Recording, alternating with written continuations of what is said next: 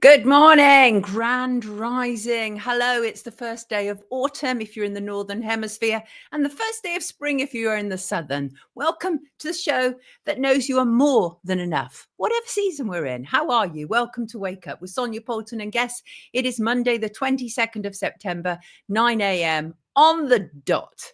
British summertime. I hope you are well. Very busy chat this morning. Good morning to you all. And thank you, Swiss Miss, for your continuing and eternal generosity. I very much appreciate it. How are you all? Grand rising to you all. Hello, Marina and Colin and Robert and Stephen and Marcuson and Maria. Maria said, let's rock. Let's rock indeed. Let's do it, people. Let's do it. How are you? I hope your weekend was well.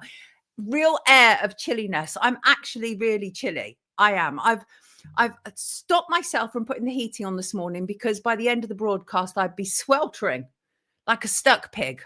But hello, beautiful people, says Penny. Grand rising to you, London lady. I hope you are all beautifully well.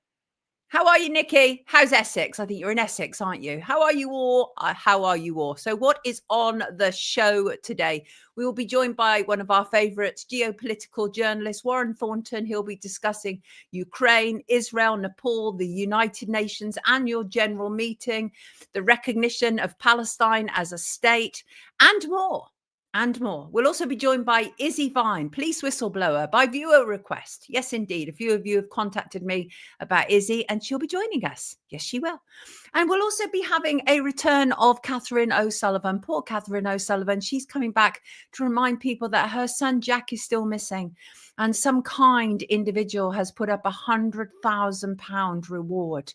So stick around with us. We'll also be looking at Charlie Kirk's funeral, chemical solutions for UK sex offenders, how Met Police are determined to nail Christian Bruckner for the disappearance of Madeleine McCann. Yes, it continues. We'll look at the assisted dying bill, which passed through the Lords on Friday.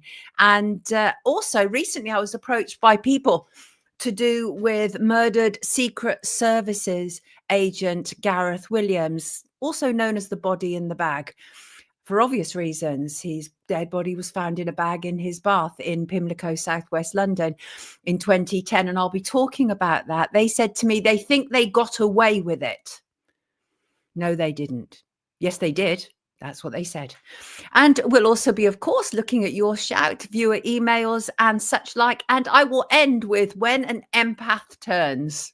So stick around, people. Stick around. Mrs. Pirate said, hi, all. My fire's on the boat, in the boat already. Mrs. Pirate, I must admit, I have been having open fires already. I cannot wait for that moment of the year when we light up the fires again. I love it. Thank you, Penny. We try to be interesting around here. So let's start. Well, the assisted dying bill has passed its second reading in the House of Lords on Friday, which moves it another step closer to becoming law in England and Wales. Nearly 200 peers made their views known on what is actually titled the Terminally Ill Adults End of Life Bill. It was a two-day debate, which was the previous Friday and Friday just gone. And Baroness Luciana Berger opposes the bill. And she made something of a compromise with her Labour colleague, Lord Charlie Faulkner, who used to share a flat with Tony Blair. And it is Charlie Faulkner who is the bill's sponsor in the House of Lords. And they have made a compromise and they have agreed to create a new committee to provide extra scrutiny of the details over the next month. They're going to need it because there are more holes in that bill than a Swiss cheese grater, as the saying goes. And a number of people who oppose it, including Conservative Lord John Deben, he claimed the bill had been inadequately dealt with by the Commons because it was a private members bill. Now, that was a sneaky thing they did when they did the private members bill because it's subject to slightly different conditions than a regular bill. Sneaky. They knew what they were doing. Oh, yes, indeed. Yes, indeed, they do. Or they did, rather. Now, if it does pass into law, it can still be stopped at this stage. But if it does pass into law, that will be because both the Lords and the Commons have voted on it. And they reckon that the chances are that once it passed into law, which they're determined for it to do so, they're doing every which way that they possibly can. They reckon that it will likely come in around 2029, 2030, We haven't said it for a while, but you know what I'm going to say, right? There's that year again. Imagine that 2030 is potentially the year that they introduce assisted suicide to England and Wales. Shocking stuff. Shocking stuff. United Nations General Assembly this week. The UK has already yesterday recognised the statehood of Palestine, and predictably the Zionists are up in arms. What do you expect? I'll be talking about that more with Warren Thornton shortly. Also this week, tomorrow, the Bell Hotel asylum seeker will be sentenced over his sexual harassment of a minor. That's what kicked off all the recent protests at the Bell Hotel, or outside the Bell Hotel rather, in Epping, Essex. And on Thursday, the High Court will hear the Home Office challenge to the banning of Palestine action. And at the weekend, the Labour conference opens. And guess what's coming, kids? Yes, indeed. Starmer will unveil his digital ID scheme, although it's not his. It's been around for, well, certainly at least when Blair was in, and Blair came in 1997. And one of our guests for next week, Fiona Rose Diamond, she's organised a ton of events, and she's got another one coming up. And she talks about Keir Starmer. She says, Keir Starmer pitches BRIC card as a migration fix. Don't be fooled. Universal digital ID is a decades-old program repackaged as a convenient solution to a crisis they create and amplify. Migration is the problem they manufactured to sell the solution. Wise words indeed. And she is organising a mass non-compliance protest in central London on Saturday, the 18th of October. The precise location to be announced. And I'm sure hardly any of you will have missed what took place yesterday. And that was, this actually, Charlie Kirk's memorial. People keep saying it's a funeral, but it wasn't a funeral. It was a memorial. It's a different thing, right? Interestingly, very interesting. Anybody see that video with Candace Owens? Because Candace Owens talked about the video that was circulating of one of Charlie Kirk's team after he was shot, removing a camera from the ceiling that would have captured everything.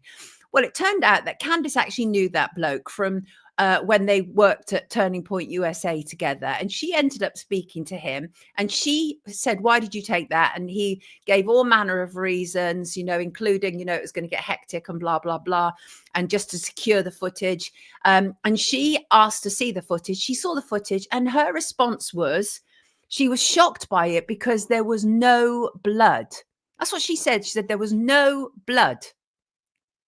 So she said, I've no reason to believe that she's lying. So what on earth does that mean? What does it mean? And honestly, so obviously the imagery is a bit problematic for a lot of people. People are very keen to point out that Erica Kirk is not actually doing anything to do with Freemasonry or devil's horns or anything like that. But apparently that is the sign language sign of I love you. Really? Who chose that?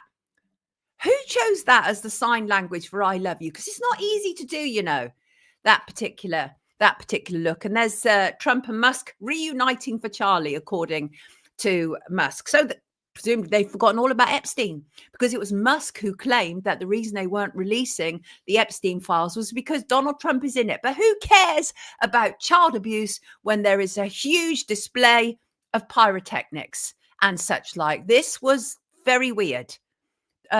Is that not playing? Let's just see if that'll play a little bit.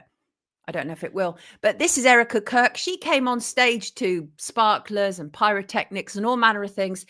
It's all a bit weird for me.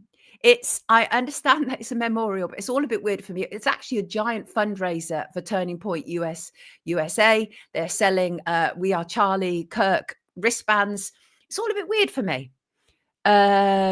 Right, got you, London lady. She meant there was no blood at the back of his head, which meant the bullet lodged. Well, let me tell you about this bullet. So the bullet thing is the latest thing. By the way, I'm going to talk a little bit more about the memorial with Warren Thornton. But about that's interesting, about the bullet lodging, right? Because Andrew Culver, who works at Turning Point USA, he came out, said he wanted to address some of the discussion about the lack of an exit wound with Charlie. I'm usually not interested in delving into most of this kind of online chatter, and I apologize, this is somewhat graphic.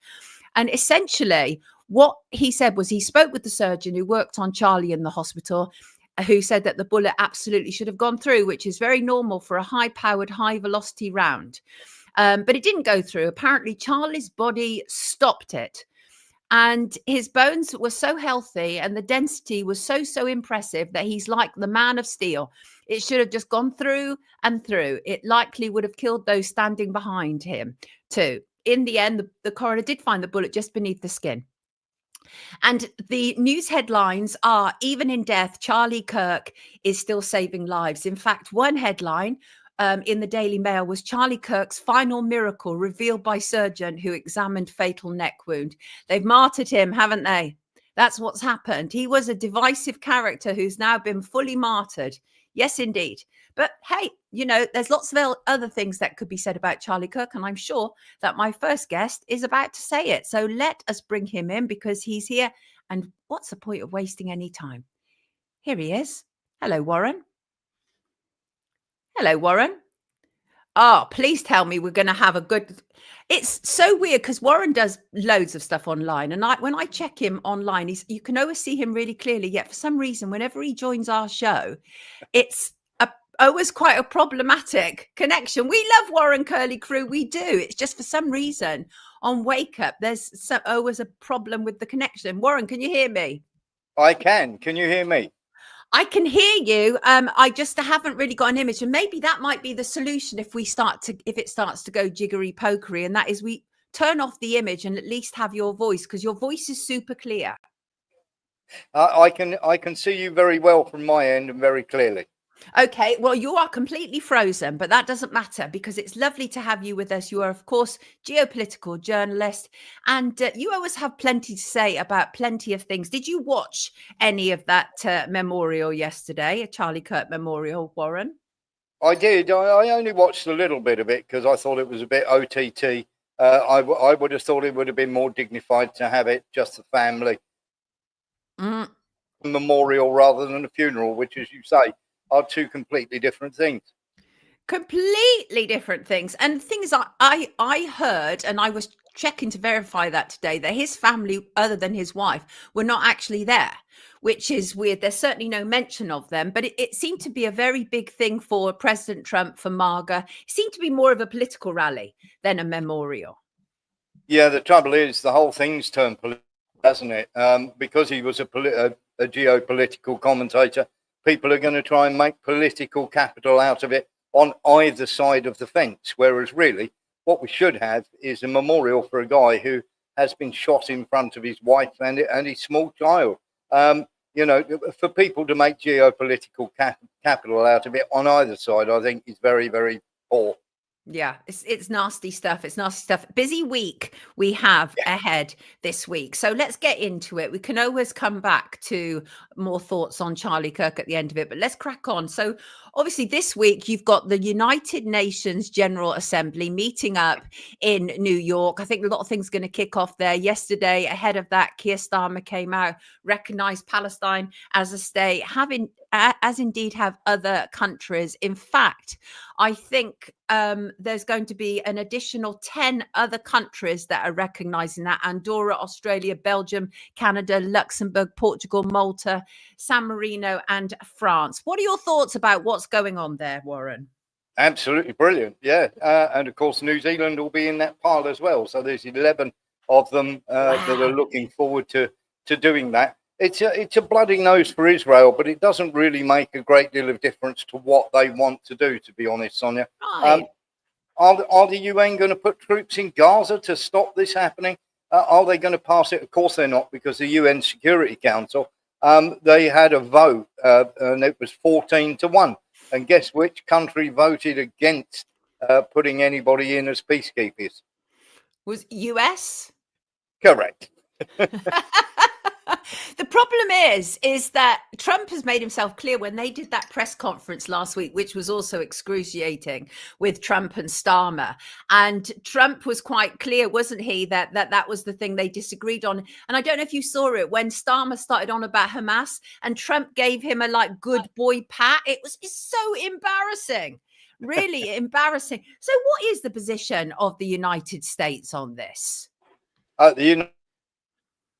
are absolutely joined at the hip. They're not going to be any different whatsoever. It is a money go round where it comes to Israel, and of course they've got the Greater Israel Project. Yeah, you saw it literally a week and a half ago.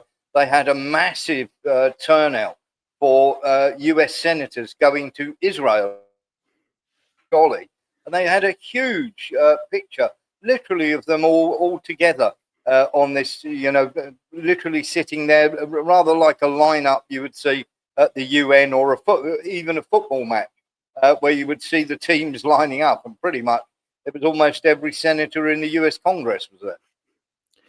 and Netanyahu obviously has come out. He's not happy at all about this recognition of a Palestinian state.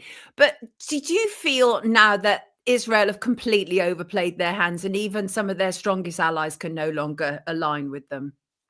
I don't see how you can align with them. It is very, very strange when people sort of talk about, Israel and their right to do this and right to self-determination. If you're killing children, it doesn't matter if you're standing under, Sonia. It's absolutely crazy. The whole idea that in some way bombing children in tents is Israel is laughable.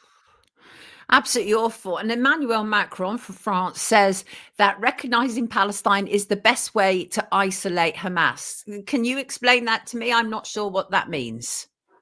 The general idea is, of course, if they call this for Palestine and they do a have Hamas anymore and all the rest of it, but there's never going to be peace. Let's be absolutely honest here. Hamas do not want Israelis in what they consider Palestine, and of course the Zionists of Israel do not want Palestinians in what they consider to be the greater Israel and their land. Right. So it's going to become a major problem, Sonia. Yeah. What about the denying of visas to the Palestinian delegation, which is what's happening in the US? That's fairly outrageous, isn't it? It is absolutely crazy, isn't it? And it just shows you how far they're going to go with this. And of course, it is a major problem that is not going to be resolved. You have the people, if you see people like Randy Fine and people like that who are in the US Senate, there is such a strong lobby for Israel that Palestine or Palestinians are going to get the brunt of this. Hopefully, I can see you even clearer now. We are having we are in the middle of shall we say, a typhoon, which is just off the coast. You have it out there, don't you? What you really do experience weather conditions, whereas obviously in England we get them very slowly, kind of almost imperceptibly from season to season. Whereas, so you're in Thailand, aren't you? You're in Manila, aren't you? I'm in Manila in the Philippines. Yeah. Wow, that's it. Manila in the Philippines. That's it. So yes, interesting. Well, do you know what? As long as we can hear you, that's all that matters. So, but the thing is, Warren, what's the point of recognizing Palestine as a state if we, as the UK, are going to continue sending arms to Israel? What I don't understand the point of that. It feels like just a tick box exercise to some degree. It is. What it is a whitewash. So what they can do is turn around and go, well, we didn't do it. Look, we recognise Palestine as a state. We didn't like what Israel were doing, but we still put flights up from Akrotiri Air Base in Cyprus to give the Israelis targeting data on various tents and various refugee camps. So the nonsense that Starmer came out with, it's all just a word salad, Sonia. It's not going to shift. It's not going to stop one Israeli going into Gaza tomorrow and killing people. So what do you think are going to be the main takeaways from the UN Assembly this week? The main takeaways, I'm afraid, is that the UN is completely toothless because, of course, the Security Council is not going to put peacekeepers in.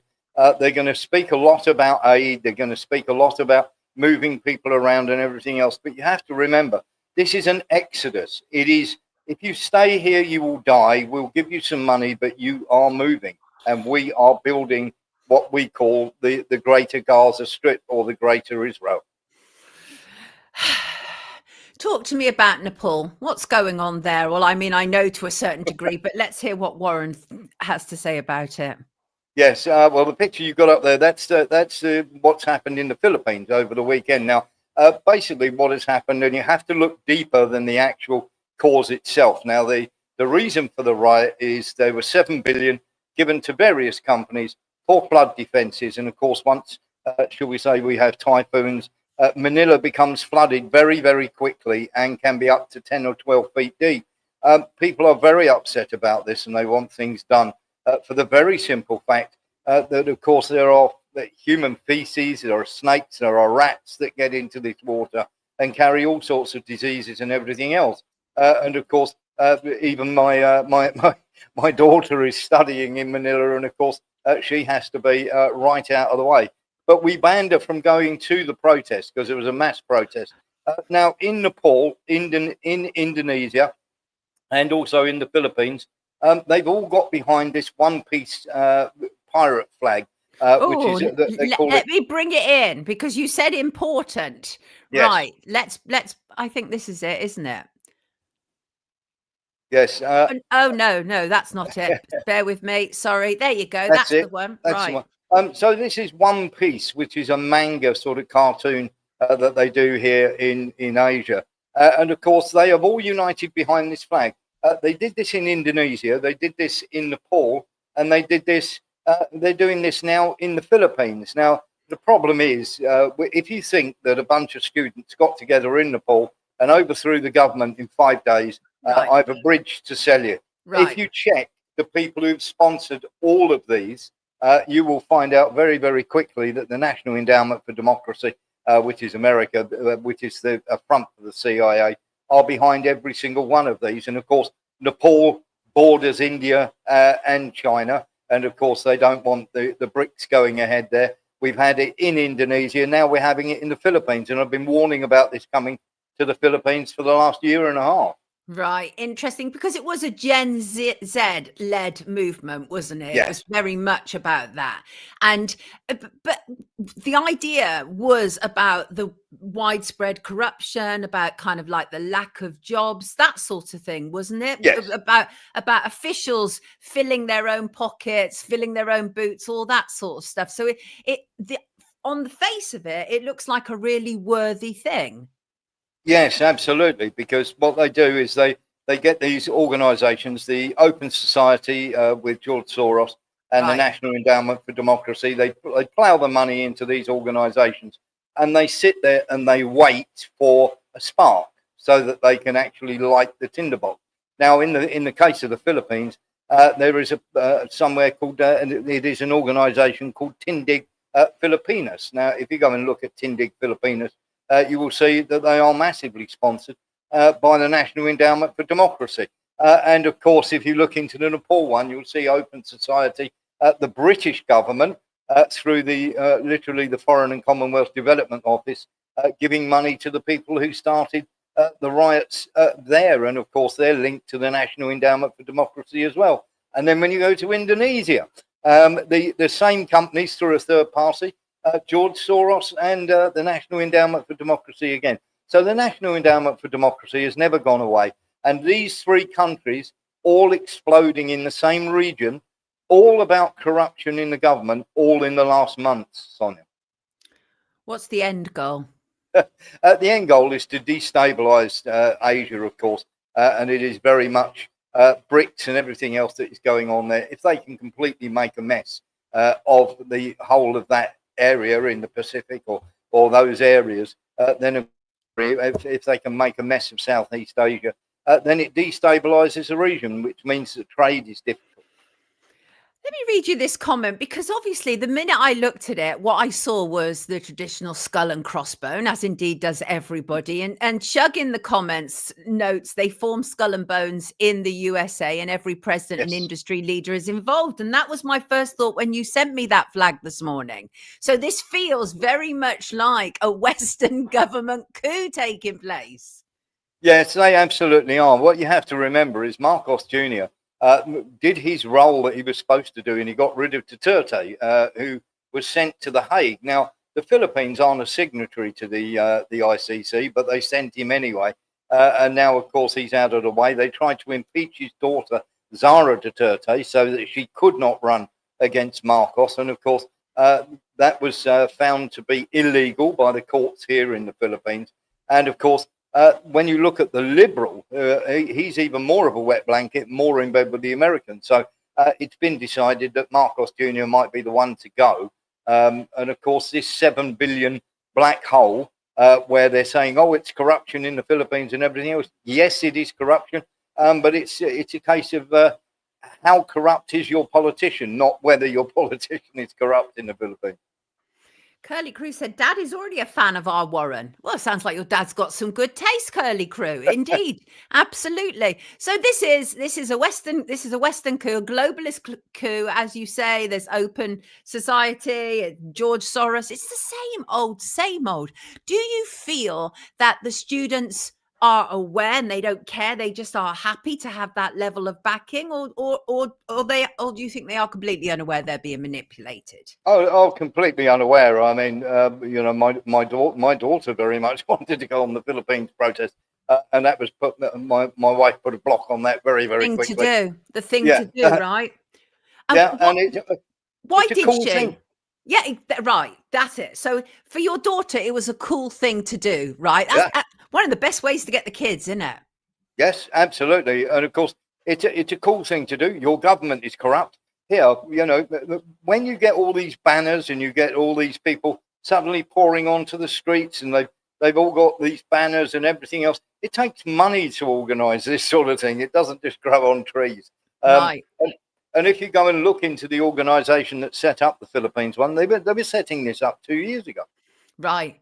Baz says, what does the hat on the skull stand for? I mean, yes. Any ideas? No idea whatsoever. I believe it's a manga thing, and I'm not really into the manga. But the skull and crossbones, you're absolutely right. They used to have a thing back in the old days called Skull and Bones, which had all the leaders of industry and everything else into it. Of course, it was run by one of these big institutions, one of the big colleges. But the problem that we have with this is all kicking off at the same time, Sonia. And it just happens. Timing is everything. You look at India and China, they're still buying oil from Russia. The fact that these three places have exploded all at the same time within a month of each other should set alarm bells ringing all over the place. Indeed, it should. Warren, can I throw at you an email I received from one of our viewers, which you may or may not know about, because I haven't prepared you for it at all, and it's no problem if you don't. And it's to do with the death of the candidates in the German election. And Bill yes. Right. So Bill wrote in, said, hope you're well. Maybe you've already dealt with this, but do you have any thoughts about all the German politicians dropping dead all over the place? So I didn't have any thoughts about it. So I thought I better find out the facts. First of all, 16 election candidates have died in Germany, and many of them are to do with the Alternative for Germany party. Warren, what are your thoughts? Yeah, very much so. Certainly most of them are from the AfD. Or the Alternative for Germany, and of course 16 dying in such a short space of time. Now we did some mathematics into this, and it turns out it's something like 18 trillion to 1 the chances of that many candidates dying in such a short space of time. I mean, when you think about it, they're a candidate first of all, and the idea that they would suddenly start dropping down dead, there is something very fishy and very shady about this. A lot of it is so-called natural causes, and then you have people who suddenly have heart conditions. This is very, very strange. I have never, ever known, and I did some research back into this, I have never found or come across, the most I've ever come across in an election cycle is 7. And that was back in Honduras in many, many years ago, when they were actually bumping off the people who were there. So this is double what anything has ever happened before in an election. It's extraordinary. It's actually 7 from one party alone. I find that extraordinary. Of course, they went to the polls last week, but this cannot be natural occurrence. I find that impossible to accept. But it seems to, in Germany, they seem to have just kind of accepted it. Well, these were the ages of these people. This is what happened. What do you think? Anything more is going to come from that, or will it just be normalized? Well, they'll try and sweep it under the carpet, but if Alice Weidl's got anything to do with it, she's going to be all over it. Remember, she's now got 27%, which is the highest she's ever been And of course, Merz is in the toilet. There will be an investigation into this if they can get into power. If not, Merz is going to put the hammer down on this, and nobody's going to be looking too hard. What weird times that we live through. Warren, Trevor, this is, I've just missed it. It's gone. Trevor said if they ever drain that swamp, the stench will be globally smelled. Indeed, all around this damn world. Absolutely, it will. Warren, anything more you want to add about this week or the last? Hello? Is he still there? Oh, hello. We nearly survived it. All intact. Warren, can you hear me? Sorry, Sonia, I missed that. Could you quickly repeat? No, not at all. Anything more you want to add about observations from the last week or the upcoming week? Yes, just we'll put an observation on the Ukraine thing. Now, we had, just please bear this in mind, we've had von der Leyen's flight that was interfered with, which turned out that wasn't. We've had styrofoam drones that couldn't possibly have made the flight, so had to be launched from somewhere else that have made it into Poland. And of course, no explosives, no nothing, just filled full of foam. We've had that nonsense. We've had the nonsense of a drone leaving, of course, Romania, going in, leaving Ukraine, going into Romania, then being chased back out of Romania, back into Ukraine. And we've had these flybys across Tallinn, or I should say this island outside of Tallinn, where they're saying, oh, the Russian jets, these, the MiG-31s, which can literally cross, they can go across Estonia in the space of about 5-10 minutes. So the fact that they were hanging around in that airspace for 12 minutes seems very, very odd to me. And it is very, very strange that you were getting all these flight problems around the Baltics, around the edges of Ukraine. And this is all, for me, this is all a massive effort to try and get a no-fly zone in Ukraine. And the reason they want a no-fly zone in Ukraine is because every time they literally deliver drones into Ukraine through Poland, the Russians find them and they blow them up. So they'd rather move the factories into Lvov and into the western Ukraine. But of course, they can't do that if there's no-fly zone. So they're desperate to get the Americans to help out with a no-fly zone, first of all, in those areas and those countries, and of course, keep escalating until the Americans go, right, West Ukraine is a no-fly zone from here on in.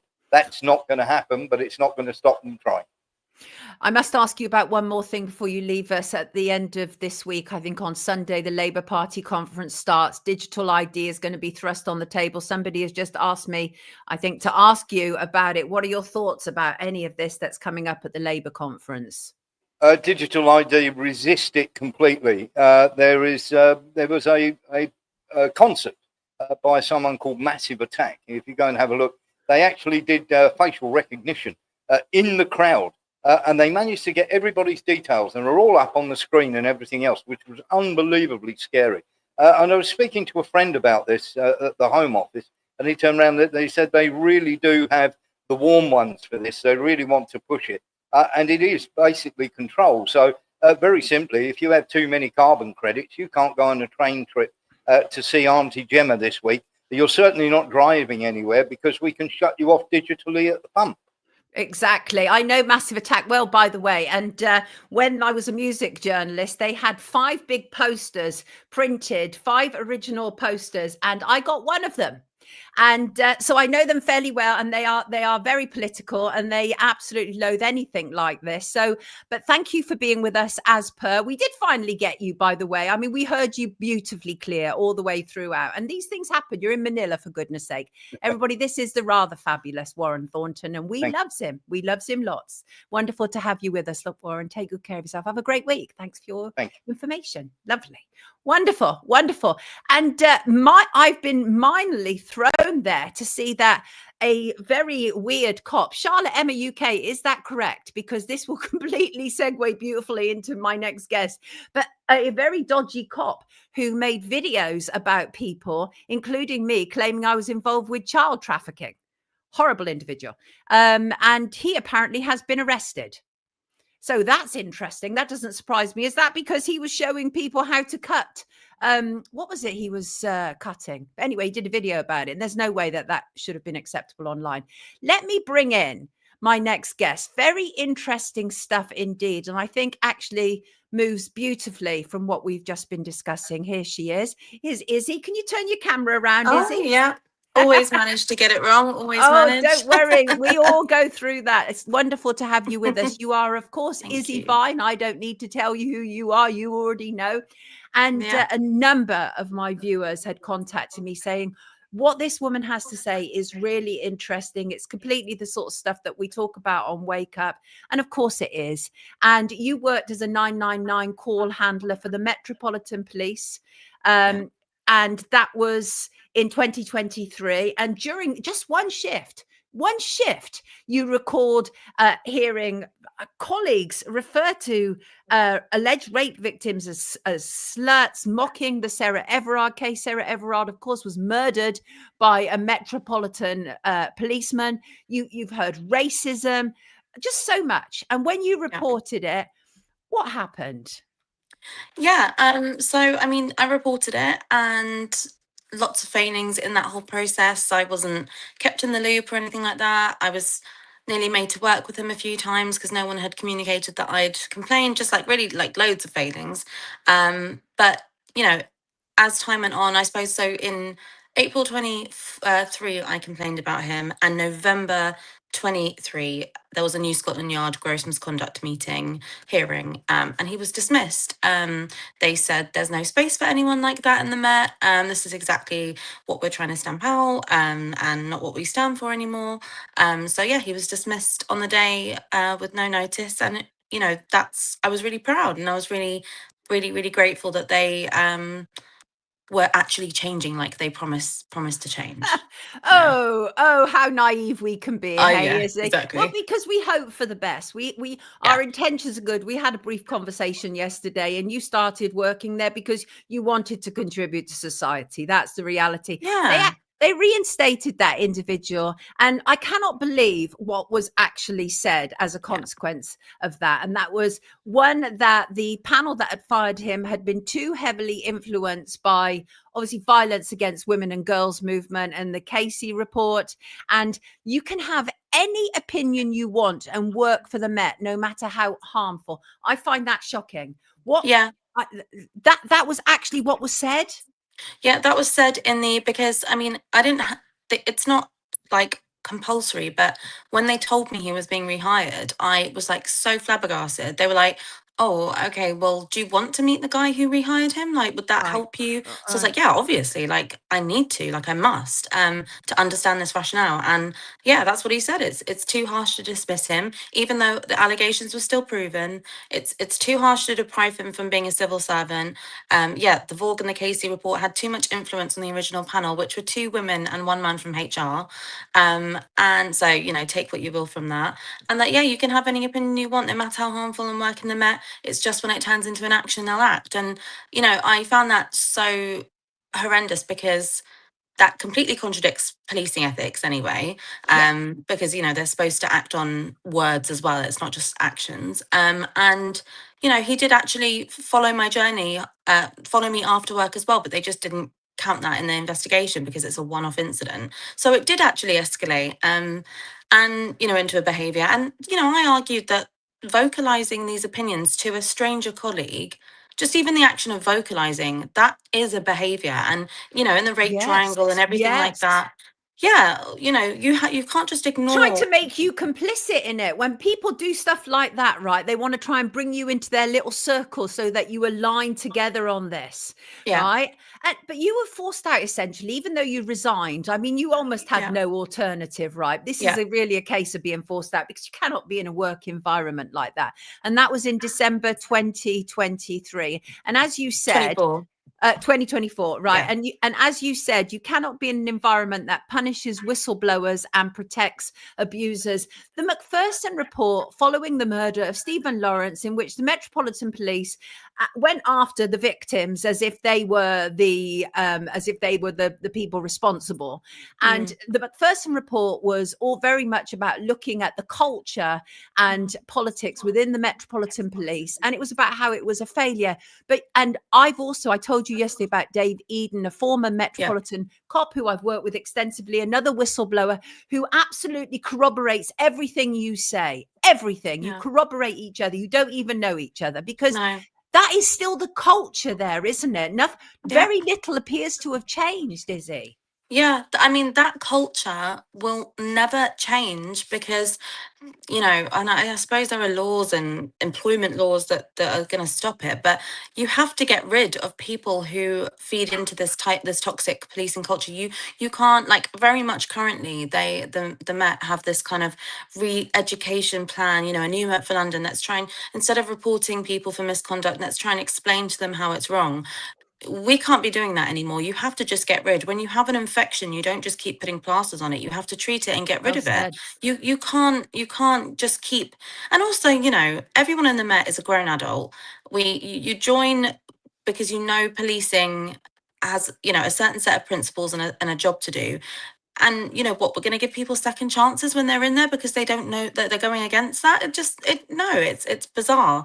You know, and a lot of people do ask, well, you know, you reported the colleague in 23, he came back in 24, and then you left at the end of 24. Why, you know, if it was that bad, why did you stay so long? Because I gave the Met a year and 7 months to do the right thing. I went through all the right channels. I escalated all my, you know, concerns and everything like that through the right channels, and just got ignored for months and months and months, and gaslit and ping ponged. You know, and whistleblowers are treated like the problem, because you're vocal about it. And policing culture is, don't rock the boat, shut up, just get on with it. Why would you call out your colleagues? We're all in this boat together. No one else gets it. And if you attack one colleague, you're attacking all of us, which I don't understand. I find that defensiveness really unproductive. And I still get that to this day. You know, how can you tarnish all of the police officers and staff that work so hard? I don't. I thank all the really good-hearted and good-intentioned officers and staff, but that will never ever shut me up from calling out wrongdoing. And those good officers and staff should be championing what I'm doing too, and should be shouting about the bad officers and staff too. But there's a defensiveness. There really is, and it is about protecting the Met at all costs. It's like a political party. They do the same thing. It's absolutely atrocious, when in fact it should be about protecting the public and members of staff, individual members of staff. And you're right, they go after the whistleblowers. But also, very alarmingly, you also did some digging, and you discovered that the man or the people involved with the rehiring had their own legal issues ongoing from a previous employer, which to do with allegations of racial and disability discrimination, which also raises the question, and that is, was due diligence done when they employed this individual in the first place? Exactly. And that individual was the director of the biggest operational command in the UK, my department, who oversaw for a year and 9 months, quite early into his career with the Met, multiple appeals, you know, of misconduct things. God knows who he's rehired. God knows what decisions he's made. And yeah, it's still legally pending racism and disability discrimination allegations against him. And you know, yeah, it's very strange. He either didn't, and you know what I find, you know, this is why speaking out is so powerful, because, you know, it took me, I've always spoke out, you know, I've been speaking out for about a year. I started speaking out a few months before I left, but I was getting sort of subtle threats of, oh, we'll sack you if you carry on, or whatnot. And then when I left, I was just like, I don't care anymore. I'm going to name the Met, and you know, but I never actually named named the individuals. And then a couple of weeks ago, a month ago, I just thought, I can't gatekeep that. There's people's safety. It's people's, you know, the Met are not going to do the right thing. They keep ignoring me. I'm going to put these pictures out and these names out of these concerning people. And when I did that, people were contacting me from their hometowns, from their previous employments. They did this, they did that.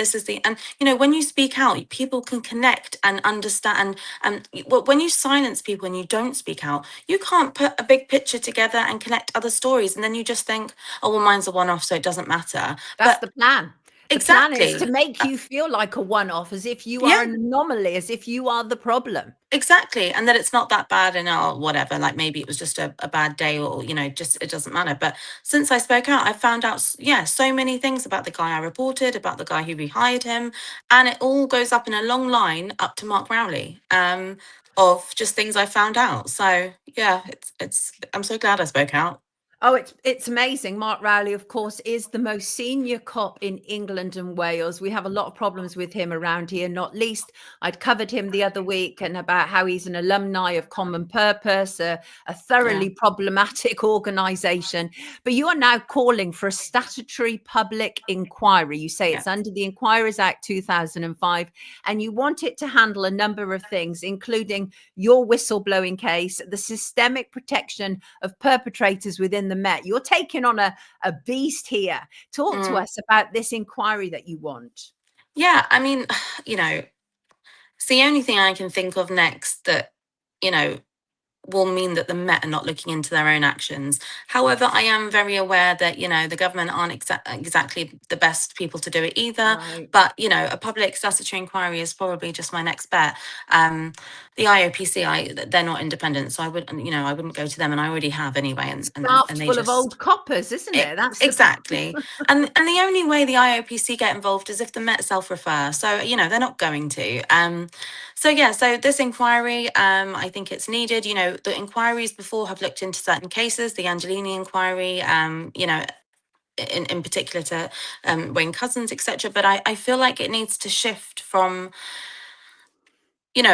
instead of inquiries based on what's happened and what culture there is, I think the inquiries now need to change to an aspect of speaking out, and why are colleagues not speaking out, and what's stopping colleagues from speaking out. Because we can have multiple inquiries and multiple reports and just talks about Wayne Couzens and David Carrick and how awful it is, but those kind of situations will never ever stop if we don't understand what's stopping people from speaking out.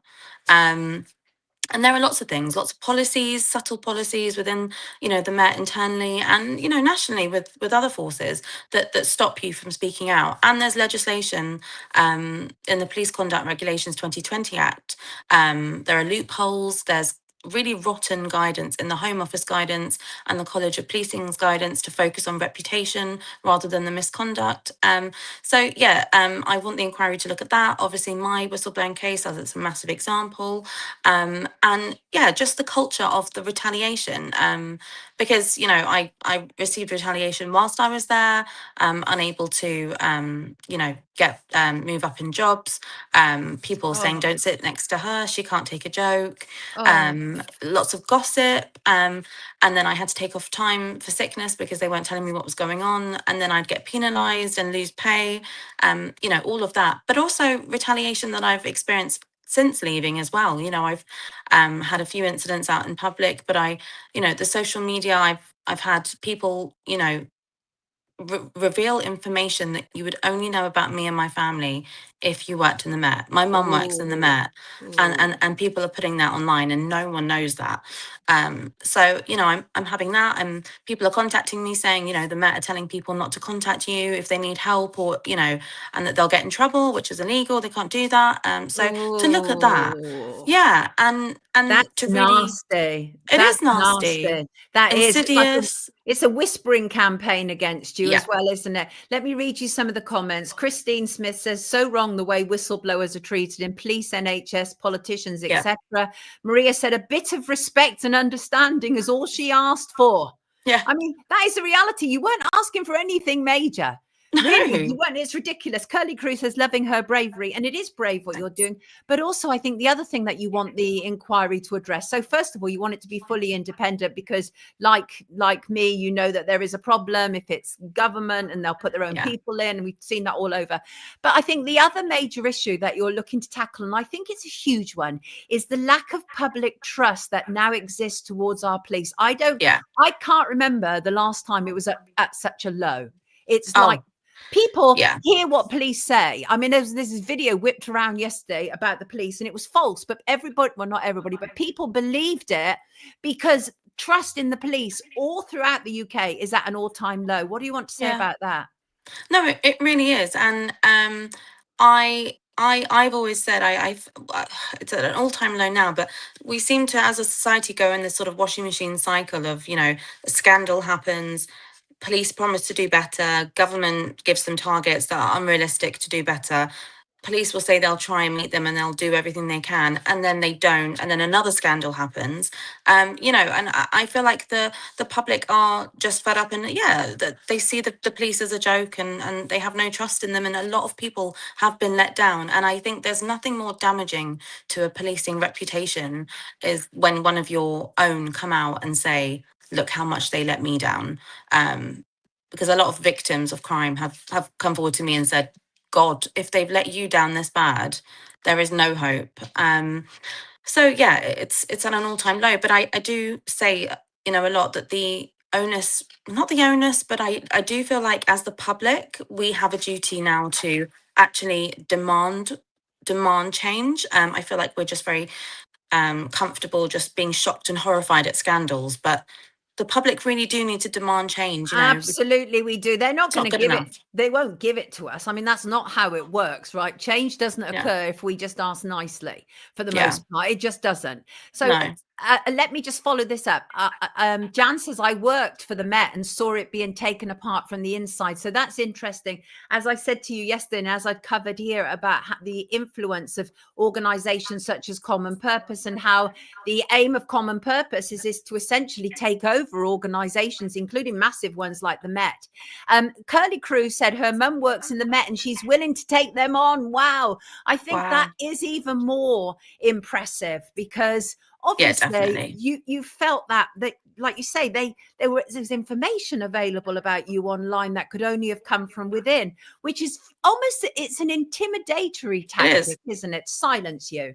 Yep, it is. It really, really is. And they're not going to, you know, I always say whenever something like this happens, you know, more information's leaked or something that no one else would know apart from the Met, like, you can do that, but you're only showing yourself. And it's very transparent, like what they're doing. And I think a lot of my followers and stuff know that as well.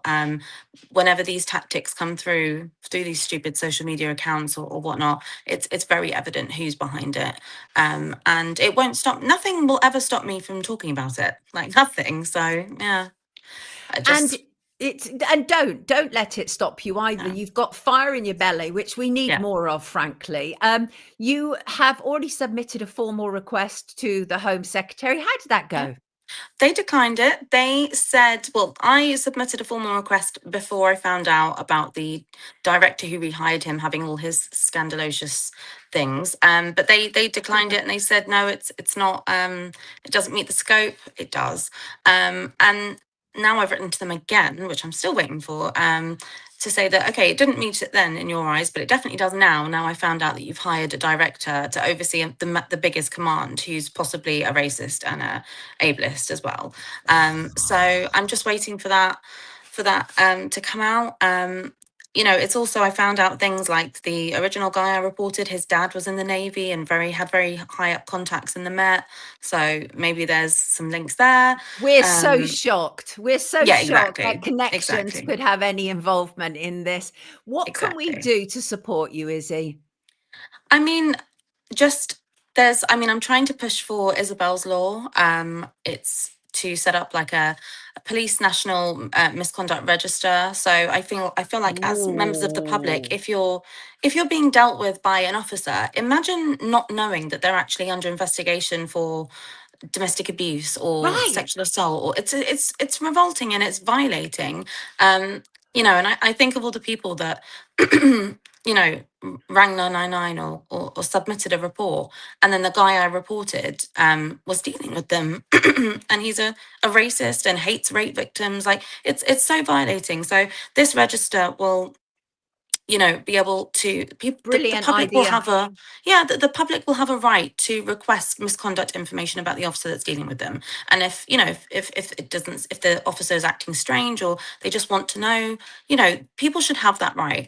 I think also there should be an element in the law to prevent officers or staff from resigning whilst they're under investigation for gross misconduct. And there's loads of aspects to it, but it's on my site, izzyvine.com. I've done like a whole bill proposal, but I'm not a lawyer, but it's just my ideas. And yeah, there's a petition on my site too for a public statutory inquiry. And I'm just, on social media trying to build pressure. I'm also upping my activism a notch in the next few weeks. I'm going to spend, I haven't actually announced it yet, but I'm going to spend, the plan is to spend Monday to Friday solo protesting outside Scotland Yard until they respond. And then on the weekend, in Parliament Square, protesting to the government to actually intervene and take external action into the Met.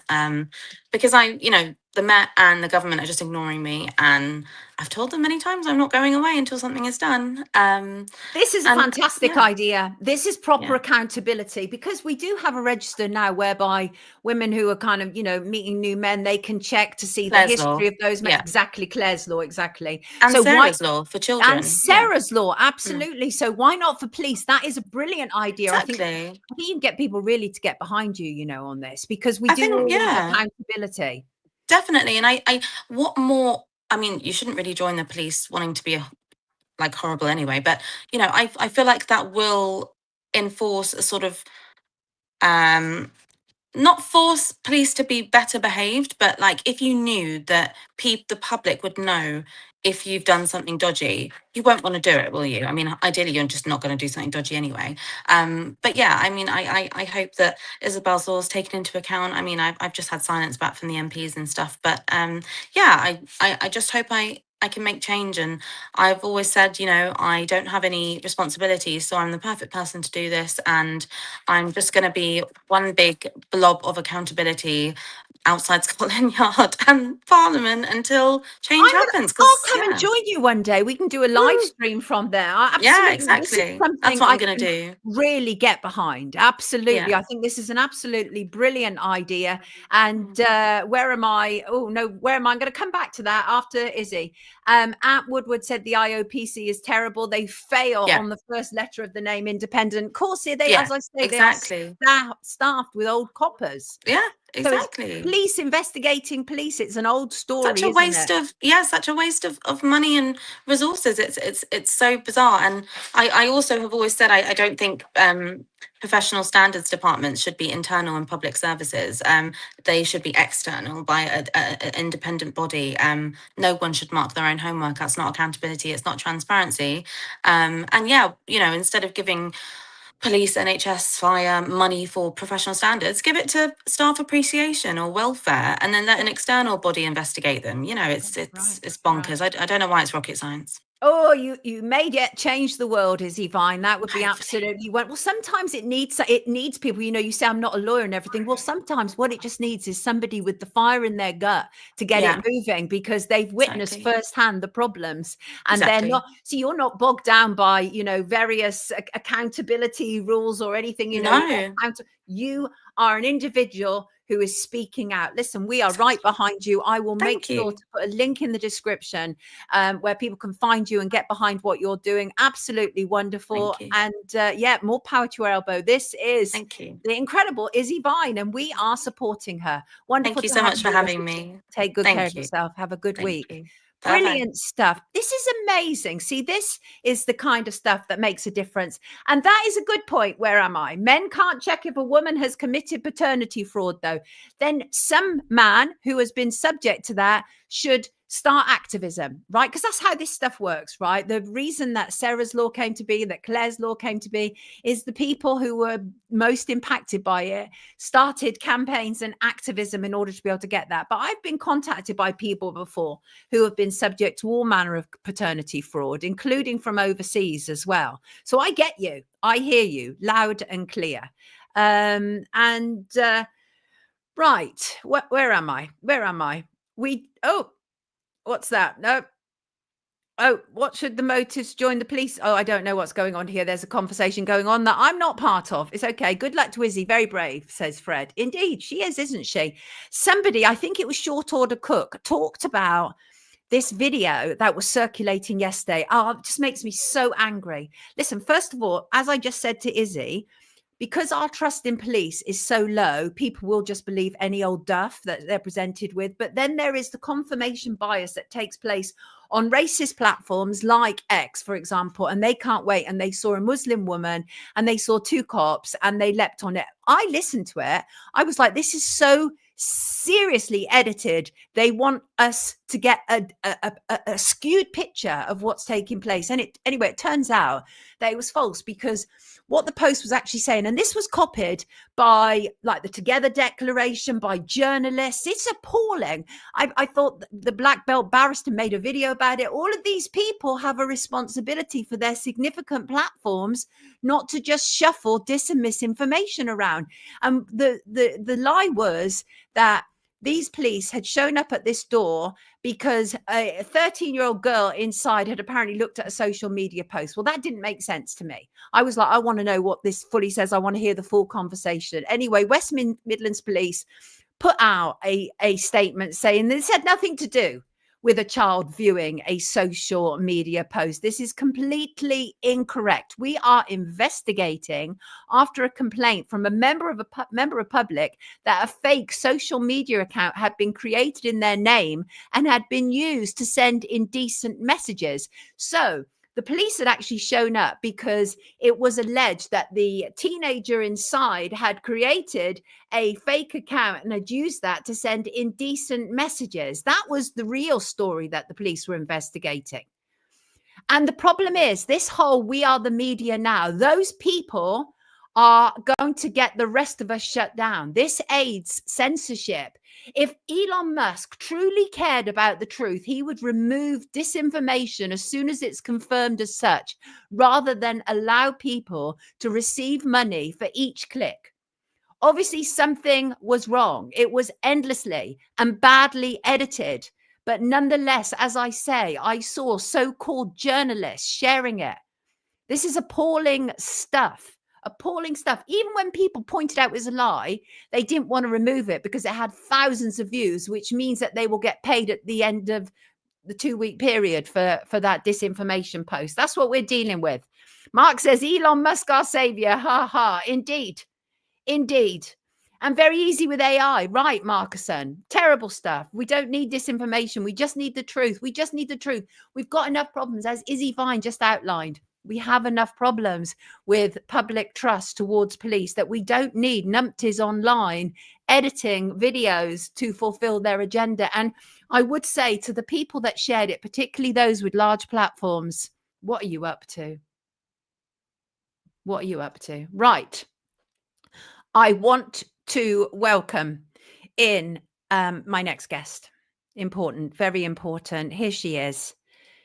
Catherine O'Sullivan. Good morning, Catherine. Good morning, Sonia. You, of course, have joined us on a number of occasions, and it breaks my heart whenever I see your name on an email, Catherine. I just want to weep for you because, of course, you've come on again to talk about your son, Jack, and we will offer you a platform as long as you need, which ideally should not be much longer. The ideal is that your son is found and we can just all move on, right? But the truth is your son, Jack, was just 22 when he disappeared in March 2024 after he attended a house party in the Hotwells area of Bristol. And he'd attended a birthday party. He told you he was going to be taking an Uber home after leaving the party. After that, he tried to phone a friend, and that was it, Catherine. What can you tell us? Any updates? Well, really, we're no further forward than we were on the 2nd of March in terms of actually knowing what had happened or where Jack could possibly be. What we had to do really try to take matters into our own hands and do our own investigation, because after a very short period of time, the police are not interested. You know, that's Catherine, there's something very weird coming through. You might need to turn something off. okay. Oh, that's better. I think that's already better. Yeah. You've had to take matters into your own hands. What did the police actually do? Well, you know, to start with, we're in, a family in total shock and total disbelief, and in a dreadful state. So we weren't in the business of criticizing or asking questions of the police, because Right. they're the people that are meant to be there and know what they're doing. So initially we went with what the police were telling us. but as time moved forward, we weren't making any progress, finding out anything. And I was asking continual questions, which I think probably annoyed the police. But, you know, I'm Jack's mum, and I'm not just accepting that I'm not going to see Jack again when there's absolutely no evidence to suggest, you know, anything to us. So we uncovered some CCTV that the police had missed, and I think that started the sort of panic and the doubt of what's actually been done here, and to what extent. The police will still say to this day, you know, they've gone over and above on this case, is the way they describe it. They've done every single thing known to man. Well, possibly they've done some things, but what we do know is they've done things very poorly. So we set about trying to organise our own private detectives and just tremendous help from people that we don't know and have offered their services because they've just seen our story. And we've really put our own case together, which hasn't moved us further forward. But what it's told us is, you know, these things haven't been done, and why haven't they been done? And can they please now, you know, please can somebody help us? So we took all our information and all our findings and we presented it to our Chief Constable and our Crime Commissioner and our MP and said, could you please just sit with us, look at this, and can you then assure us that you genuinely think you've done everything you can? And on that basis, they have now referred it for a re-review. So they're going back over, well, I say going back over, they appear to be doing things for the very first time, which is extraordinary, I think, when 18 months have passed. But I think for us, you know, we were told on the night that Jack went missing, oh, your son's fallen in the water. That's what happens in the area that he's last seen in. It's obvious. Well, I'm afraid to say it's not obvious at all. And there is no evidence to suggest that that's happened. And the most important thing is we now have a document produced by people that work on the harbour, categorically telling us how this is not possible, because if he'd fallen into the water, he would have been found. And they actually state we don't have a case that's happened where we haven't recovered a person. So for us, that's really given us a drive to say. Right. So the harbour master actually told you that he had not had a case where a person is known to have entered the water in that area and has not been recovered. Right. They were very clear about that to you. Right. So why has the police remained so sort of narrow focused on this? Because that's the problem. They've created this obstacle where there seems to be only one outcome that they appear to be interested in. Yeah, it begs belief, really. I just don't understand. There are so many other possibilities that from the beginning, my thought was, could Jack have been making his way home and gone on foot and tried to walk it? You know, when we asked if the police would search the route home, they told us, oh, it's outside our search parameter. We can't do that.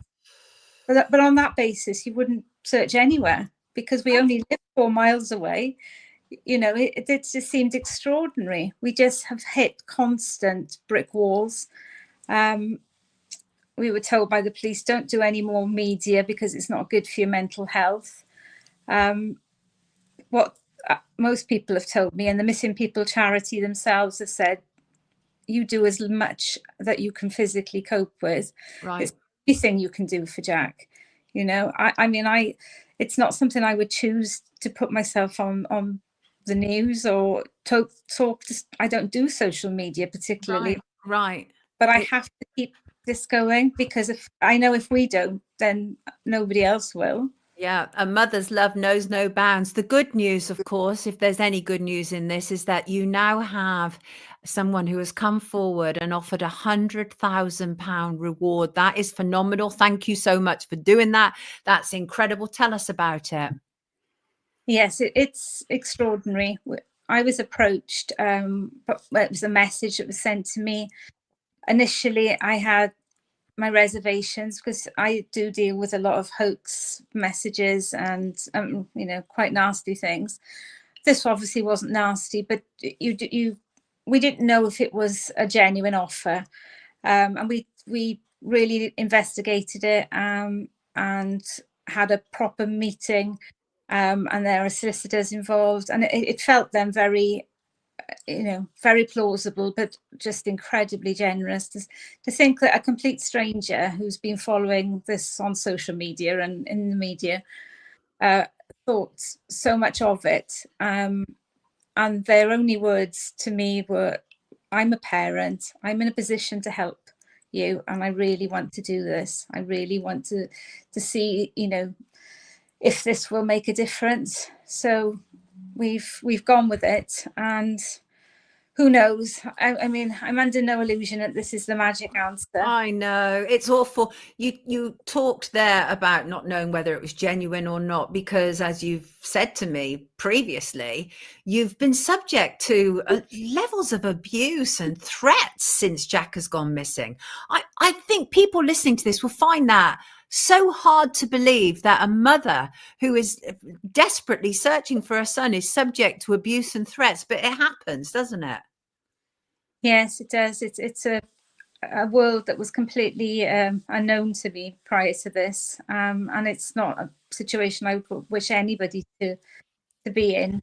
The problem with some of the messages that I get sent, for me, I can't ignore anything. I'm putting myself through torture at times, because why wouldn't I? If I get a message that tells me someone knows where Jack is, I'm going to read it and I'm going to look into it. So it's a no-win situation, really. Traumatic. I'm so sorry you have to go through that, as if it's not bad enough that your son is missing. So, Catherine, as you say, there's no evidence to suggest that Jack is no longer with us. So, do you have any theories yourself about what may have happened? Well, I've always thought from the start that it was very clear from CCTV, Jack is making his way home, or attempting to. He's seen trying to get into a cab. His last message to me tells me he's going to get a cab, and it's what he always does when when he's out, and especially in that area as well. So whether he has got into a taxi and got out at the wrong spot and something dreadful has happened, or potentially he has got into a taxi with somebody he knew, and has gone off. I mean, a lot of people have said, oh, do you think Jack's decided to have a new life somewhere else? Well, absolutely not. I don't think that's a possibility. But one thing we do know is that, which was never reported or even considered by the police, was that Jack, by all accounts, had fallen before he left the party. He'd fallen on the stairs and banged his head. So, that sort of information we didn't have for about 4 or 5 months, and potentially that could have made a difference in terms of where we were looking, how we were going about things. So the honest answer is we just don't know. But for me, Jack has to be somewhere, and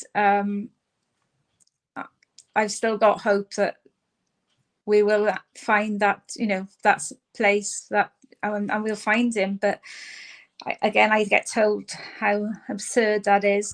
But nobody would give up. Nobody would give up. Not in your position. You've got no evidence to the contrary. It would be insane for you to give up at this stage. Some people asking about whether the water has actually been trawled, because the police were obviously so fixated on the water. What have they done in that regard? Oh gosh. Well, I would say when they list all their, what they have actually done, it's very obvious that they put all their resource into the water. The water has been emptied in that area. Wow. We've had every resource known to man. We've had the dive teams. To give a small example, the divers actually found someone's wedding ring and someone's glasses. So that was the detail they were working in. I get told, oh well, the tide is very fast flowing in that area, which of course it is, but I didn't know all the statistics that have been presented to me by the harbour master, who then categorically can explain in great detail. And when you read that report, it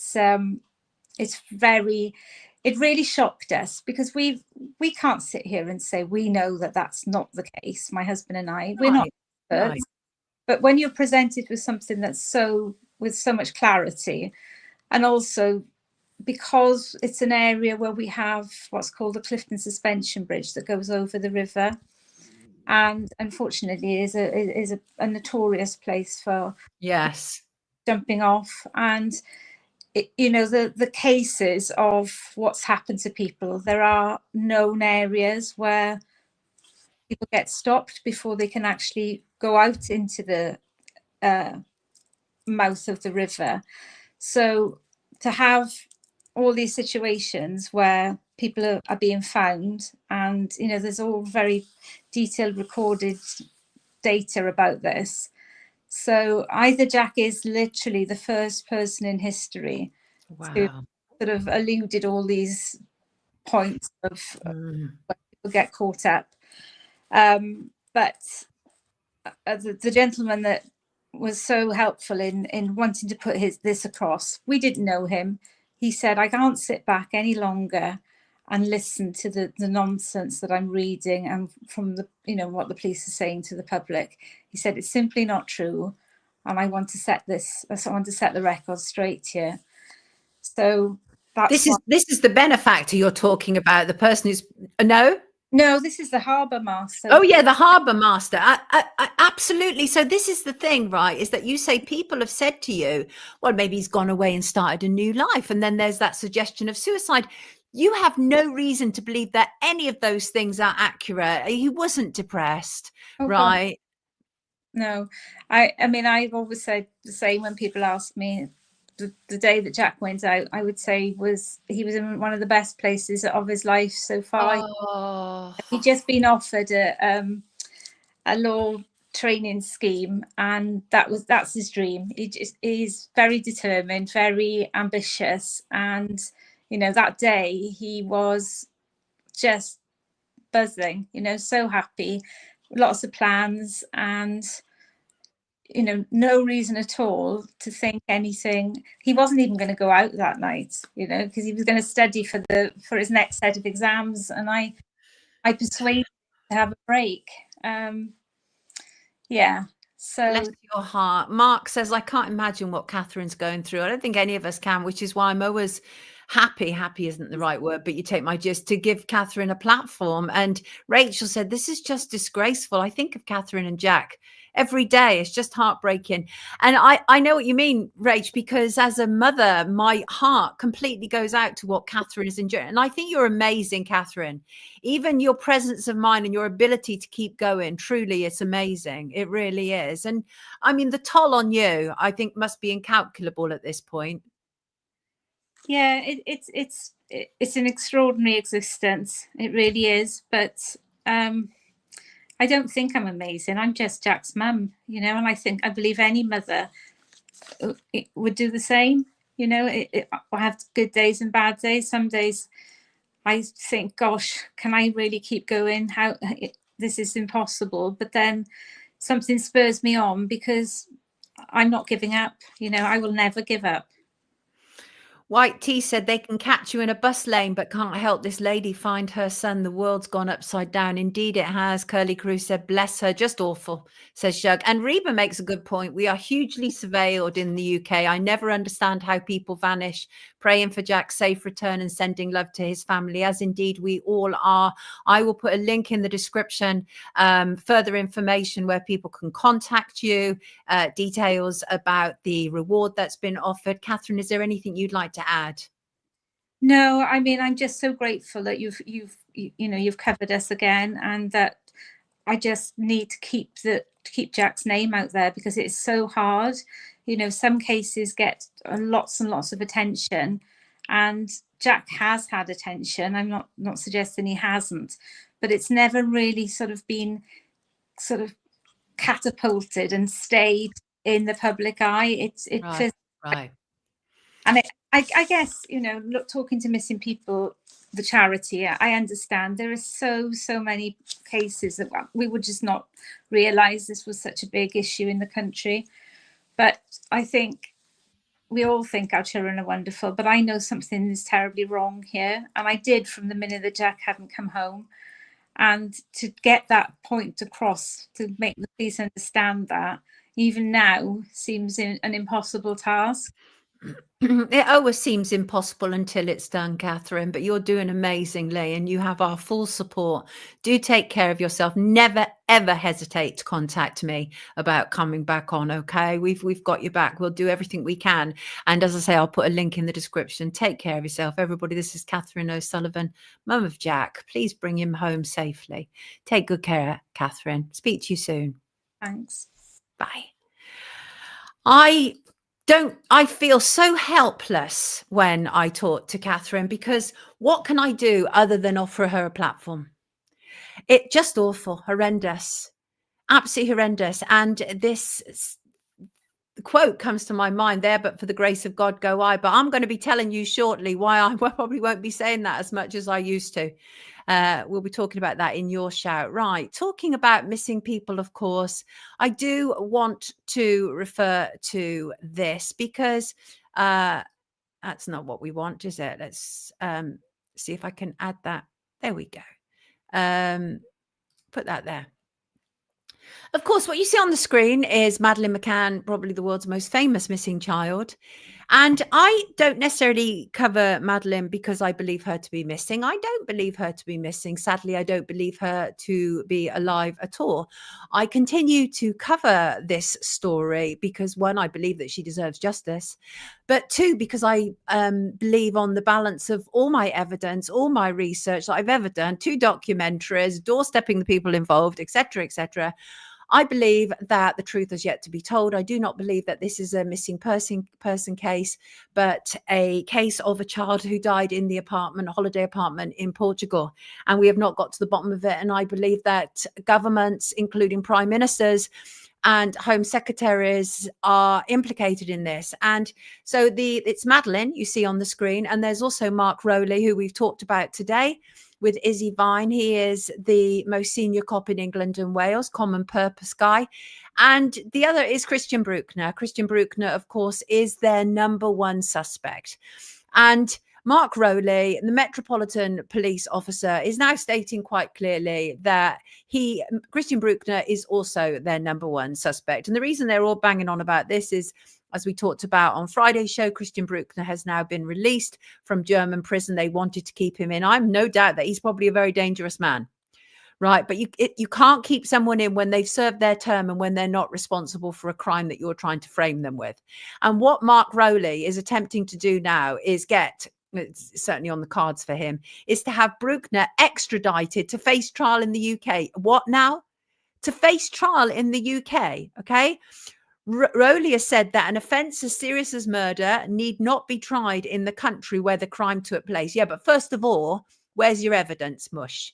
Because you lot, including you, Mark Rowley, have spent the last 5 years claiming that Christian Bruckner, while he was still inside, claiming that he was responsible for the disappearance of Madeleine McCann, but you do not have the evidence. So this is guff. This is common purpose guff. You know, that outside authority, right? Where the whole idea is that they come into an established order, like the Metropolitan Police as one example, and they start to change it up in the way that they want to, not necessarily according to rules. So he's like, yeah, we're gonna have him extradited now and tried in this country for a crime that didn't take place here and that he didn't commit. And Rowley said apparently there are hundreds of questions. One of the reasons we are involved is that murder is in many situations extraterritorial, and potentially a murder of a British subject can in certain circumstances be charged in the UK. There's lots of maybes. So at the moment we are taking stock with the Germans and Portuguese. Christian Bruckner denies any involvement in the disappearance of Madeleine McCann.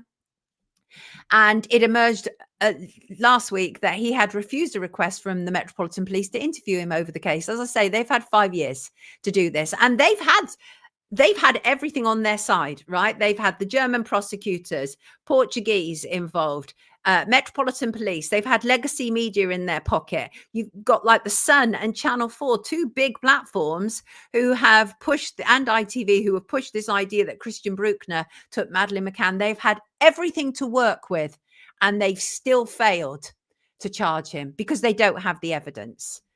And the reality is they would know, Mark Rowley would know, that attempting to bring Christian Bruckner before a British court would be not only unprecedented, but extremely difficult. Extremely difficult. There are lots of questions to be asked about this, but unfortunately, because we, the British taxpayers, are forced to continue funding Operation Grange, the British police investigation, it's very difficult to get questions answered, because one of the things they said was, we won't be giving a rolling commentary on what's taking place. And so for well over a decade now, we've had Operation Grange, which means that there are only the most cursory of questions that we can ask through freedom of information, but not the big ones that we would like answered. They're going to keep rolling on this. It's shocking. It's absolutely shocking. I think this is corruption. Yeah, I do. Although in Mark Rowley's world, probably saying that will probably be criminalized in no time. No time at all. So yeah, dodgy stuff, dodgy stuff. And it's one of those days actually where we are talking rather a lot about police and secret services. I want to bring in some imagery. Excuse me. Let me just remove this from my screen so it doesn't pop up. And thank you, by the way, to your response to Friday's show and the discussion between Johnny McNeil and Francis O'Neill. Several people wrote to me and said we should have them as regular guests, because even though they were coming from slightly different perspectives, they worked very well together. And I agreed, because Johnny McNeil was saying that he believed that this was a staged event that went wrong and Charlie Kirk was killed, and Francis O'Neill disagrees and although they agree that it was a staged event, but Francis O'Neill believes that Charlie Kirk was part of it and he didn't die on the 10th of September. But a really interesting discussion, and thoroughly enjoyed it. And they had loads to say about Charlie Kirk, which is why I'm not spending too much time on Charlie Kirk today. I, commented briefly on the memorial that took place, and I think that we've probably given it plenty of time thus far, and there are other things to cover, but if anything extraordinary pops up about Charlie Kirk, I will be sure to cover it. But thank you for your response to that. So what I do want to talk about is about a mystery. It's an enduring mystery that happened in the UK, and it involves a man called Gareth Williams. And Gareth Williams was, to all intents and purposes, a maths genius. He was a Welsh mathematician and a junior analyst who had worked at the government's so-called listening post, the GCHQ in Cheltenham. And then he worked there for almost a decade.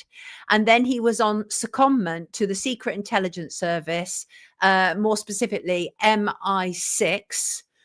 And he was found dead in, frankly, deeply troubling circumstances in Pimlico, London, on the 23rd of August 2010. So why am I talking about this today? Well, about 2 months ago, I was approached by two people working together to continue to highlight Gareth's death and the circumstances surround it. One worked with him in a professional capacity, the other knew him personally. And both of them say that this has been an absolute cover-up and a whitewash. I've spent that period of time looking into some of their claims, and their claims are very interesting, and we're going to work through them. And just so you know where we are talking about, this is, can even tell by the look at these interesting buildings. The circular one is the GCHQ in Cheltenham, Gloucestershire. And the other one is the Secret Services building at Vauxhall Cross in London. And Gareth worked at both these places, but by all accounts, he was not happy at the Secret Service building. And he was, after his holiday in August 2010, he was due to return to GCHQ. And that was when he was found dead. And he was found at his flat, which was a kind of service flat that was used to accommodate Secret Service staff. And as I say, I was recently approached, and also several former Secret Service agents have also come forward to say that Gareth was absolutely taken out. And the story that is most often trotted out, that of Russian involvement, is absolute bunkum. And most of us should be always careful, certainly in England, certainly in the UK, when they immediately blame Russia, because that has been going on for all of my lifetime, that Russia has been blamed for a multitude of issues that it almost certainly has nothing to do with. And these people have told me that Russia has nothing whatsoever to do with the death of Gareth Williams, and that it's a distraction.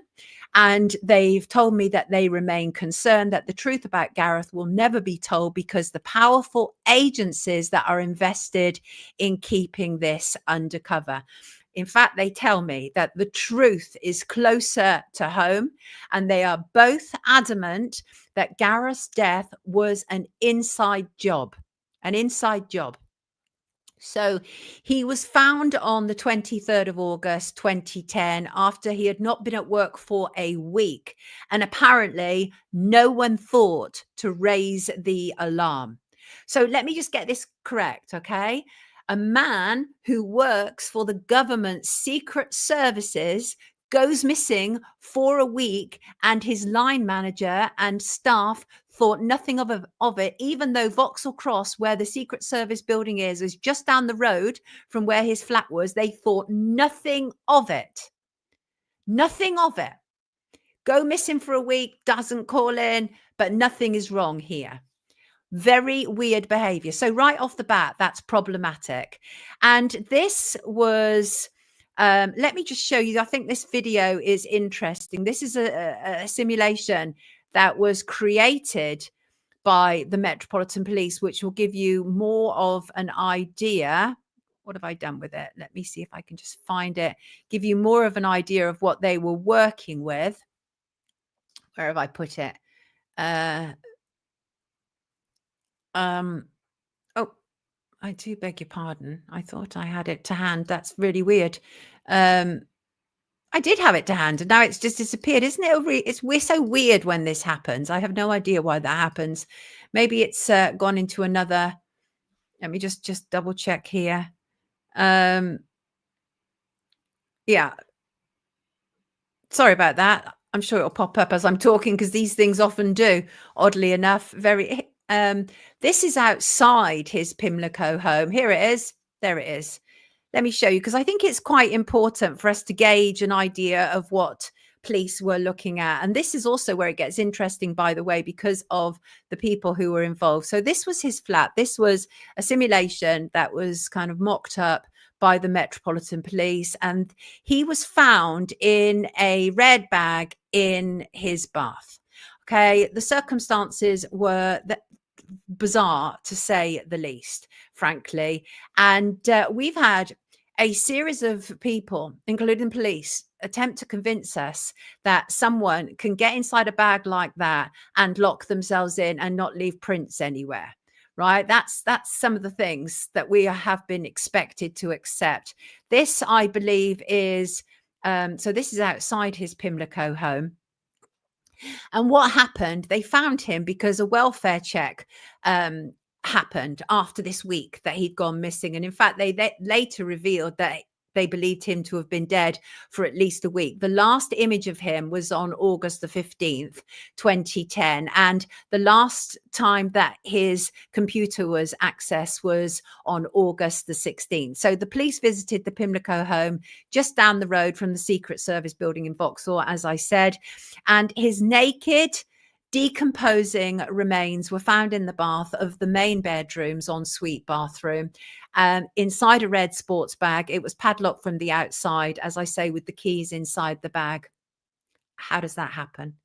And the local police had gained entry into the top floor at 36 Alderney Street, Pimlico. This is the property. And they examined the bag, and the premises were declared a crime scene. There was no sign of a struggle. They were said to have found almost 20k of women's clothes and shoes and a red wig on the chair. And this is where some of it starts to get very murky, if it's not already murky enough, right, that a body's been found in a bath. And there was, frankly, a buncombe analysis of what took place. Forensic examination concluded that there was no sign of forced entry or of DNA that pointed to a third party present at the time of his death. And then what happened was the MI6 boss and the Metropolitan Police leader at the time came together. And so what you had was Sir John Sawyers, who was the head of MI6 at the time, and Sir Paul Stevenson, who was the commissioner of the Metropolitan Police. And they came together just hours after Gareth's body was discovered.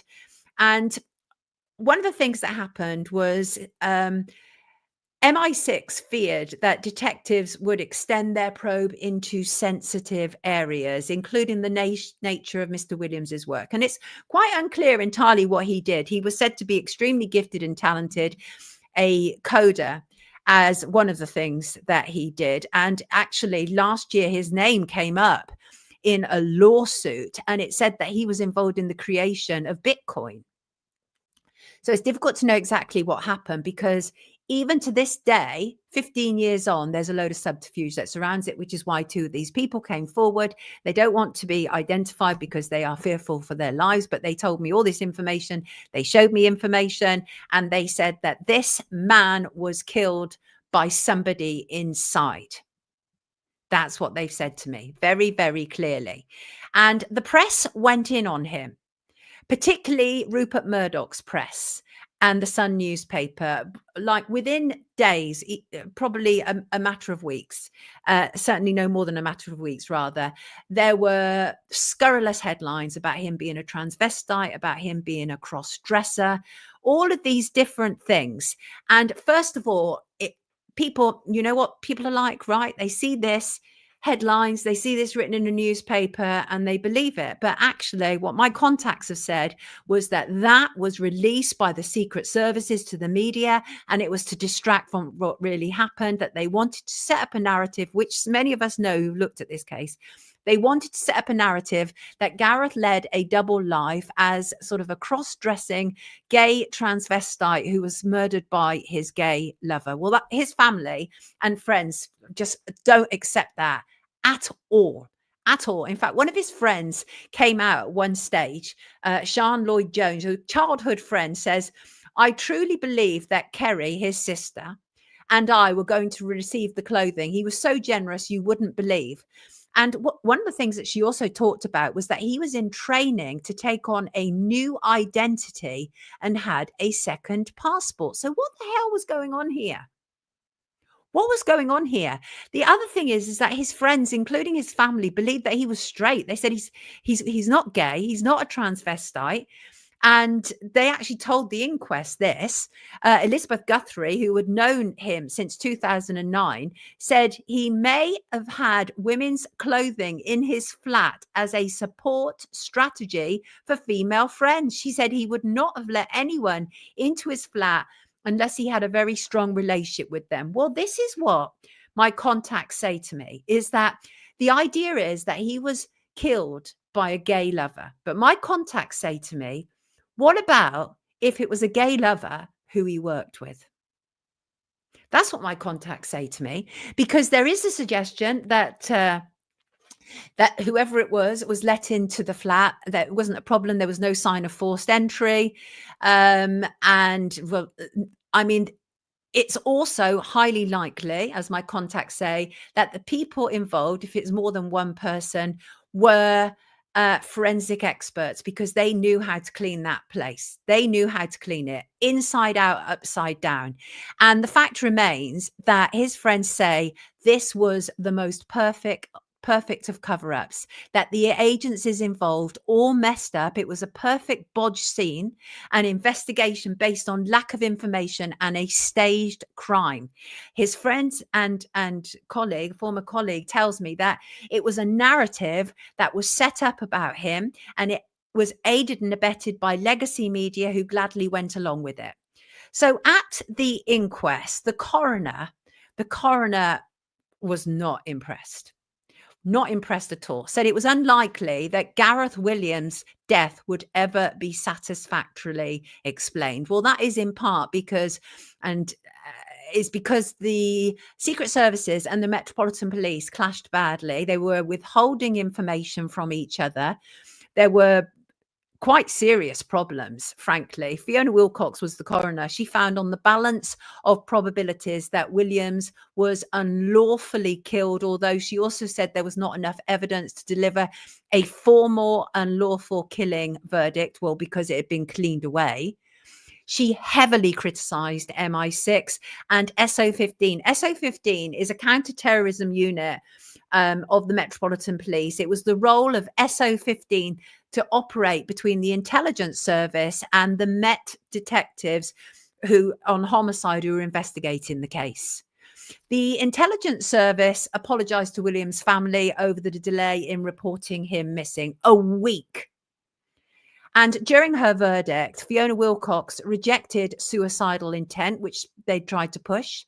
She rejected the idea that he had an interest in bondage or cross-dressing or autoerotic activity. She rejected any of those things being related to Gareth Williams' death. And in fact, his contacts tell me quite clearly that all of that was a ruse designed to distract away from the Secret Services. And Fiona Wilcox said that it remained a legitimate line of inquiry that the Secret Services could be involved in Gareth's death. She criticised the shortfalls in MI6 passing on evidence to Scotland Yard police. But as she had to admit, there was no evidence that he died at the hands of spies. Of course, we'd heard there were these images that were released of a man and woman, and the claim was that these were Russian intelligence who had come for him. Oh, it was the Russians. And Fiona Wilcox found the lack of DNA, of forensic evidence, or handprints significant, as you would in a situation like this. She said it was highly unlikely that Williams got inside the bag on his own, saying a lack of hand and footprints in the bathroom was significant. She said, and I'm going to quote her directly, in relation to the prints found within the bathroom, in my view, what was more significant was what was not found rather than what was found. Indeed. And anybody will tell you that at a crime scene. And as I say, she ruled out he died as a result of some fetish game gone wrong. And she also denied that there was any evidence to suggest claustrophilia, which is the love of enclosed spaces. And she found no evidence to suggest that this was of interest to him. But anybody who was in the UK during that period of time would have been hard pressed not to think that this was just another Secret Service spy who was some kind of kinky fetishist who died as a consequence of an autoerotic experience gone wrong. That was what Rupert Murdoch and legacy media pushed. That's what they pushed. The coroner said this is not a bondage scenario gone wrong. This man was interested in risk assessment. At the very least, if he had gone in there as some sort of autoerotic scenario, he would have made sure that he had a knife inside to escape because he was big on risk assessment. She rejected speculation that he was a transvestite spy, even though the media pushed it heavily. And she said that the leaks that he could be a cross-dresser, this whole idea about these clothes, which we don't know weren't planted, said could have been an attempt by some third party to distract us. Indeed. The fact is, all the agencies that were assigned to work out what had happened, they all fell short, even according to the coroner. It would appear that many agencies fell short during the investigation, Fiona Wilcox said. She identified breakdowns in communication, including her own office, in ordering a second post-mortem. She said there was a DNA mix-up by forensics where something had been mislabeled. And so some of the DNA that was found actually pertained to one of the officers at the scene.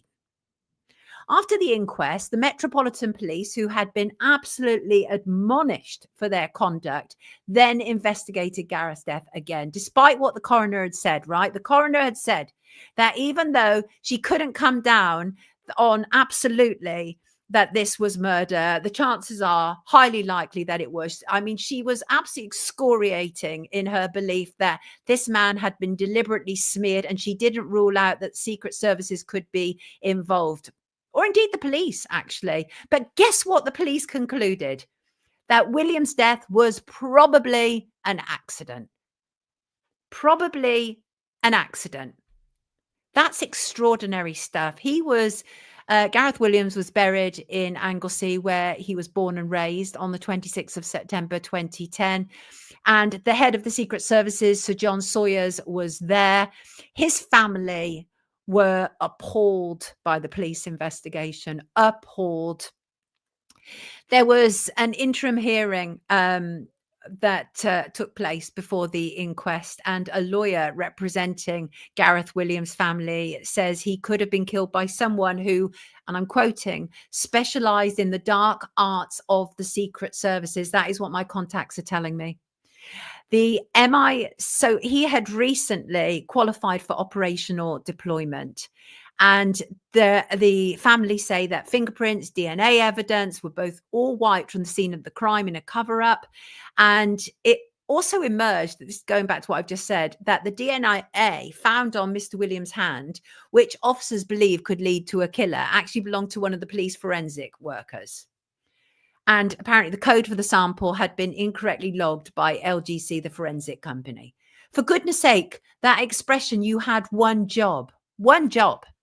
And I also think it's interesting. There's quite a cast of regular characters that kind of took place around all this as well. Peter Folding, who bobbed up. Sorry, that's an unfortunate expression for what I'm about to say. Peter Folding, who came about during, well, has been around for a very long time. He's an expert in these things, but he was also very kind of prevalent around the death of Nicola Bulley. But Peter Folding had attempted to get in and out of this bag and had failed to. And he said, my conclusion is he was placed in the bag unconscious or was dead when he was put in the bag. I cannot say it is impossible, but I think even Houdini would struggle with this one. And Peter Folding had attempted to get into the bag 300 times. They'd even got a yoga expert who had attempted the task, more than a yoga expert, right? Flexible, had attempted to get in the bag more than 100 times. And a specialist said it could not rule out that someone with training could achieve it, but the yoga expert had failed to. And as I say, there's regular cast of characters involved with this. There's also Richard Shepherd, a pathologist who's been around a number of cases, including Clive Freeman and I believe Jay Slater. Interesting. And the other cast of character, which surprised me because I didn't realize he was involved, was Colin Sutton. And Colin Sutton has been a regular guest on my shows over the last 5 years. I text Colin over the weekend to ask about this because I found it extraordinary. And actually, Colin Sutton was one of the first officers on the scene. And he was sent there to make sure that the murder squad took precedent and not the security services or any other organization.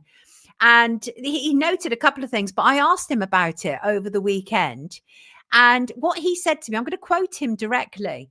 He said, it's really difficult for me to say too much about the investigation as I was only involved from the very beginning in a strategic role. As I say, he was sent there to ensure that as a murder investigation, the police had precedent and the secret services didn't get involved. Well, the secret services got heavily involved. I think it was the secret services who removed the front door.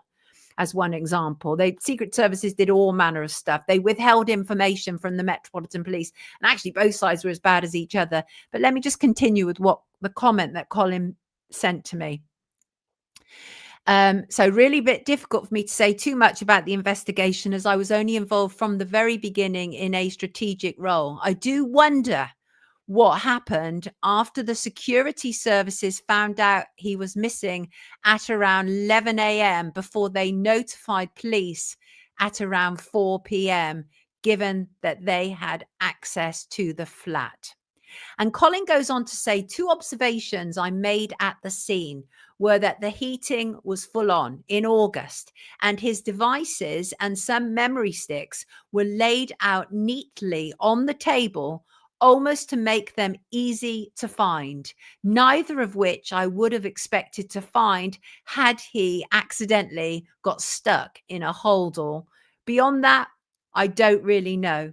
My personal opinion is that it would be very unlikely he could have locked himself in the bag, but that is based more on common sense than science. Well, actually, Colin, and thank you, I appreciate that quote, but science appears to back that up, because an expert, Peter Folding, attempted to get in there 300 times and struggled. A yoga expert attempted 100 times and struggled. So somebody knew what they were doing. But it's also very symbolic, isn't it? It has the shock factor attached to it. It's more than just a regular crime scene. There is some symbolism at place here. And I'd be very interested to hear what people in the comments have to say. This was a huge story. Huge story. Let's just have a look. Man found in Jennifer says, man found in a bag which was padlocked on the outside with the keys on the inside. Police claim it was an accident. Farce. I couldn't agree more. Absolutely ridiculous. Absolutely, especially after what the coroner had said. And the coroner had torn a strip off the police, a strip off Secret Services. But as I say, my contacts are clear. This was a hit from the Secret Services. And as I say, the whole idea that it could have been his gay lover, my contacts say, what about if you put the two together? Gay lover from the Secret Services. And it should be noted that there are many gay men at the Secret Services, infamously so, like politicians, and many of them are under the radar. I don't know Gareth's sexuality. His family seemed to think he was straight. They didn't seem to believe that any of that made any sense whatsoever, although his friends seemed to think that it was highly likely that he would have bought those clothes to give to his sister and to his girlfriends. It's bizarre. Murdoch is indeed a horrible man. I hope someone is out of sync. Please click like. It's the least we can do for Sonia. Thank you, Halo. I appreciate that. This has been weird from the start. Everything is okay. Yes, it is. And the thing is about the two contacts have come forward is they are so sick that this has gone down as the official narrative. They sent me the Wikipedia page. They said, look, you talk about how, and it's true, I do. They said, you talk about how Wikipedia is like the official narrative solidified. Well, this is the way they finished it off. Yes, it's absolutely insane. So there you go. I wanted to raise it up again because clearly something is very seriously, significantly wrong. Given that the inquest itself found that his death was unnatural and likely to have been criminally mediated, that was a quote from the coroner, and yet the police concluded that his death was probably an accident. What the flying what? What? Doesn't even make sense. Anyway, I just wanted to talk about that. And I may well have more to add to that. I think the reason that I will talk about quote unquote historic cases like this is because the truth matters. The truth matters. And I think anybody who heard this story knew that there was something desperately wrong with it. The idea that this man had been found, is the simulation again, the idea that this man had been found in this red bag in his bath and very little forensic evidence to work from is quite extraordinary. And obviously the heating presumably was turned up in August because that heat helped the body to decompose more quickly, which of course, the moment that the clues are in the body, right? So if the body is decomposed, it's very hard for them to establish official cause. Very dodgy. Yes, where I am. Criminally mediated. Yes, absolutely. Criminally mediated accident. How can those two come together? They can't, of course. They can't come together. So just wanted to raise that up. That is what I wanted to do. What else? Okay, I'm going to briefly refer to this, and that is more sex offenders will be given chemical suppressants, and they already are in the UK, but now hundreds more sex offenders are going to be given chemical suppressants as part of the government's latest efforts to crack down on sex crimes. Absolute baloney. They don't care about sex crimes. What they care about is that the prisons are overflowing. That's what this is about. 100%, right?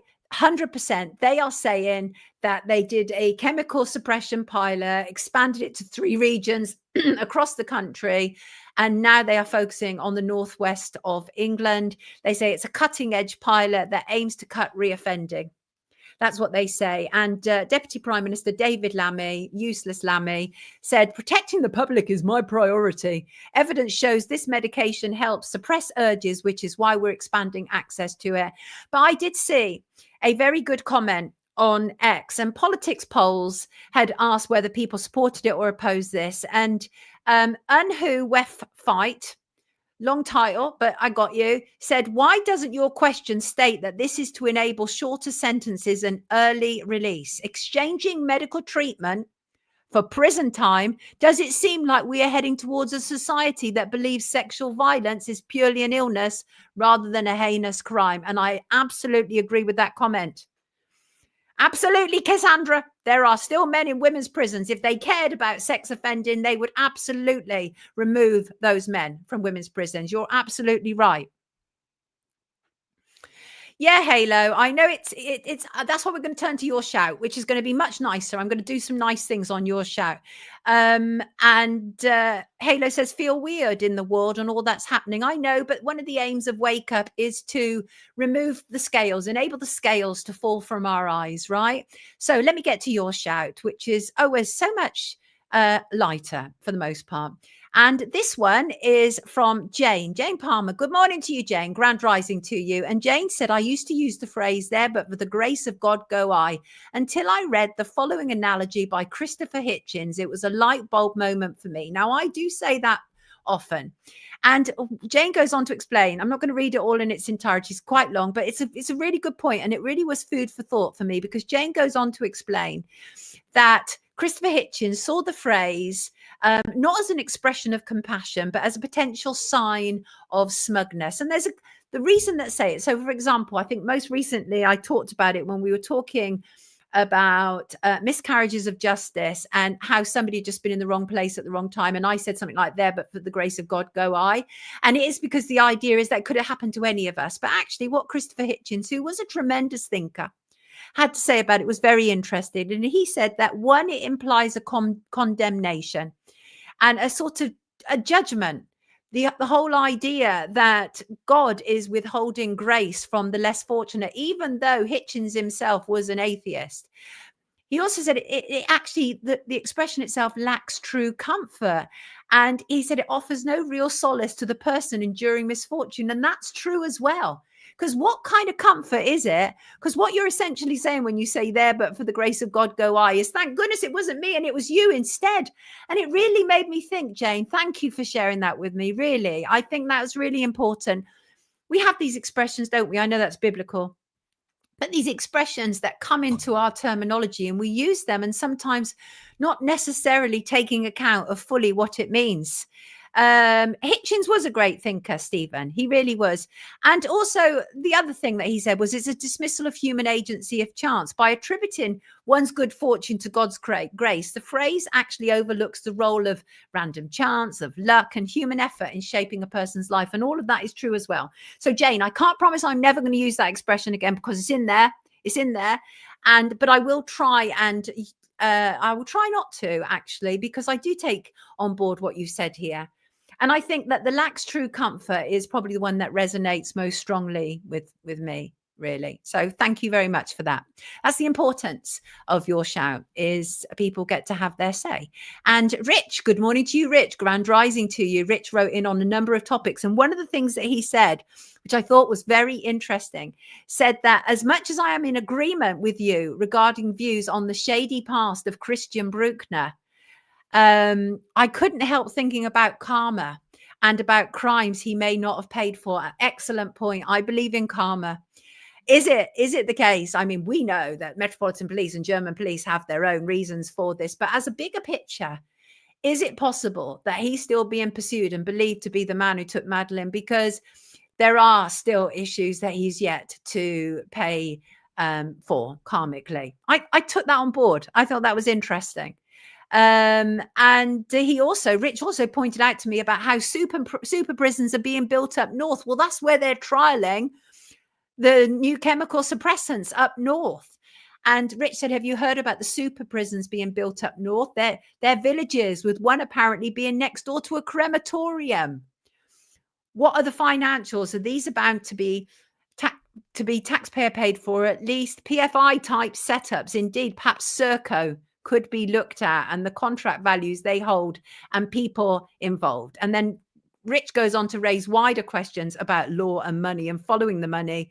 How much do our law courts make from fines, court costs, etc., for petty offences and coercive costs? It does seem it's all about the moolah, doesn't it, Rich? Doesn't it? But thank you for your insightful and interesting email. And actually, I said it was all going to be light and fluffy, but it's actually not. I'm going to now talk about this little sweetheart. And, you know, animals are really important to me and to my viewers.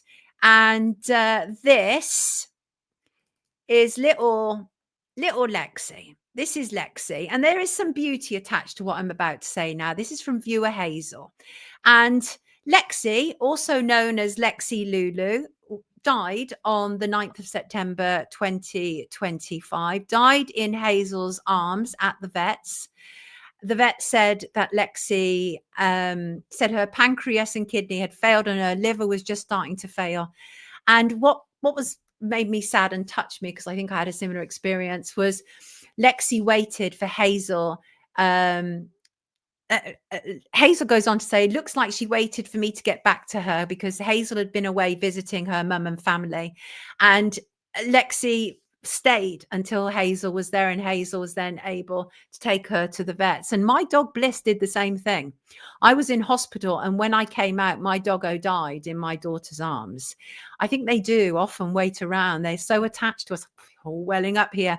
But what's beautiful about this is Hazel, like all of us, we love our doggies. They do something. They put something in doggies that impacts our hearts, clearly, and all animals, I think.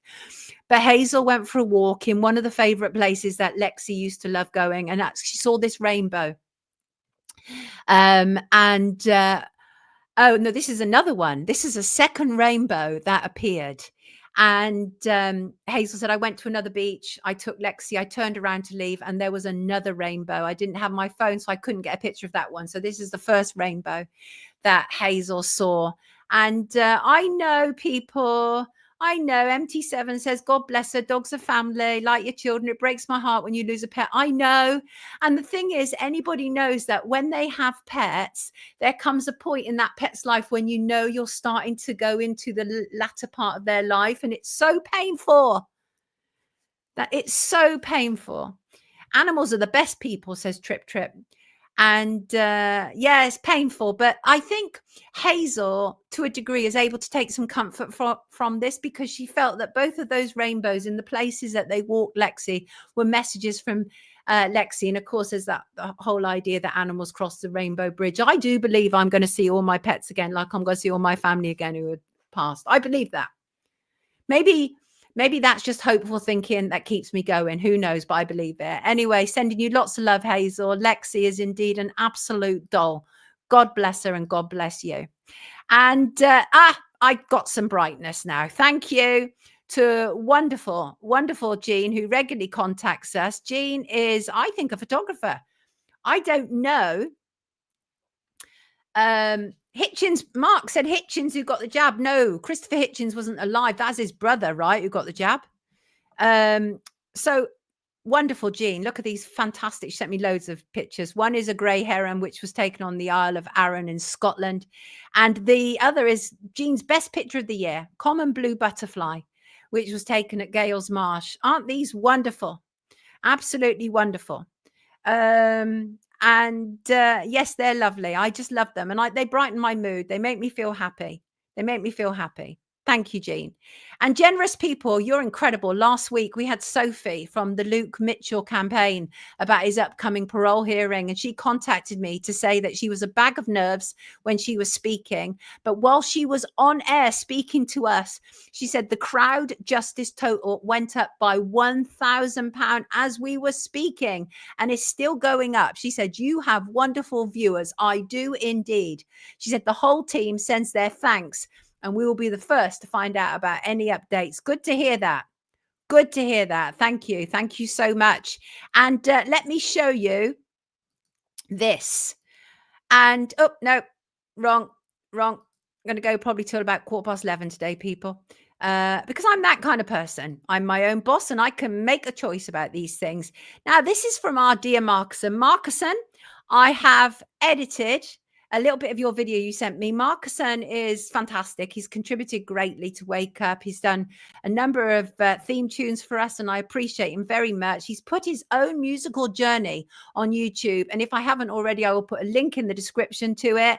And essentially, he is a deep thinker who loves his music, and so he's put a series of kind of like events and people to music. And he said, I hope this email receives you well. I just wanted to share my musical journey with you. I feel it deserves sharing as it will hit the spot with many through music. All my own edits and tunes. What a journey. So here it is. This will give you a brief idea of it. Let's have a little look. Unburdened by what has been, what can be, unburdened by what has been. The deep state tried to kill me, but they were out of luck. The deep state did not kill me, cause my name is Donald Duck.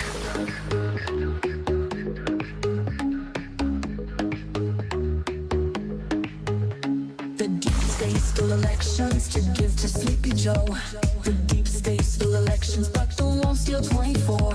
The deep state stole elections to give to Sleepy Joe. The deep state stole elections, but they won't steal 24. The deep state tried to kill me, but they were out of luck. The deep state did not kill me, cause my name is Donald Duck.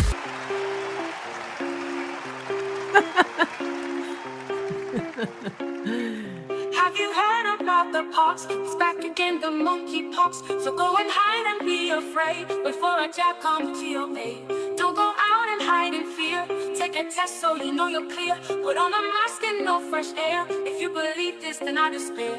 Have you heard about the pox? It's back again, the monkey pox. So go and hide and be afraid. Wait for a jab, come to your aid. Don't go out and hide in fear. Take a test so you know you're clear. Put on a mask and no fresh air. If you believe this, then I despair.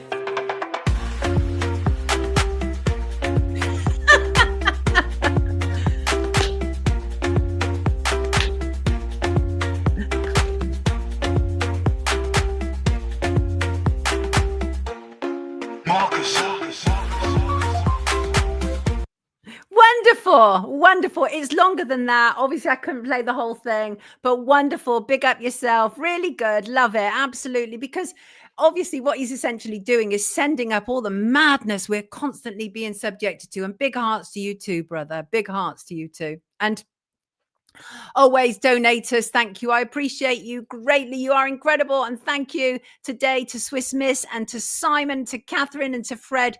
You people are amazing. And I do appreciate you so very, very, very much. And we're going to end today on the issue of empathy. Empathy. I know for a fact, right, that this show is watched by many empaths. And I know that because you contact me and I know how empathetic many of the people are. And we also have super empaths who also follow this show. And I am an empath. It has worked for and against me throughout my life, as any empath will tell you. And I know that many empaths have been so badly hurt, people who have been taken advantage of because of their kindness and their ability to be able to see the other side of the story, as one example. And many empaths who have encountered narcissists, empaths whose good nature has been taken for granted. Well, today I want to talk about what happens when an empath has had enough.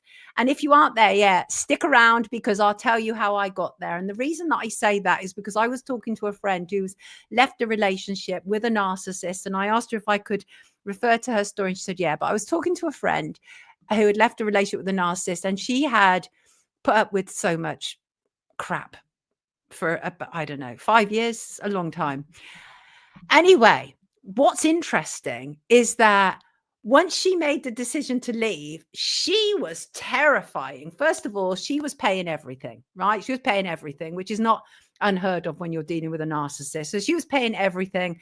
So she immediately booted him out of her flat. Like, she cut ties immediately. Once she decided it was over, it was over. And the thing is Carl Jung used to talk about this, that empaths, there's like almost nothing more dangerous than an empath who has seen the light and is no longer prepared to have their kindness taken for granted.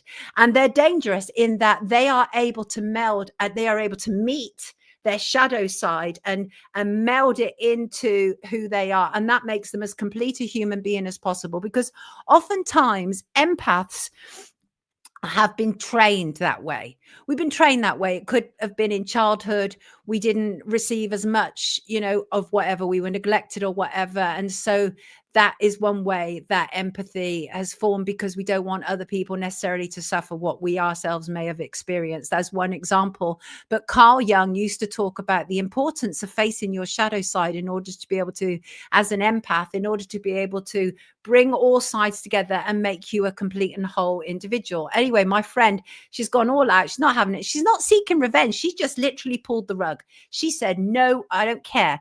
Like, this individual that the relationship is over with, okay, he doesn't have his own money, he has nothing, but she's like, I don't care. She said, he's traded on my care and concerns for too long, and it's over. She says they don't even care if he's homeless. She actually found him a number. She said, I did do one thing for him. I found him a number for the local council for the homelessness office.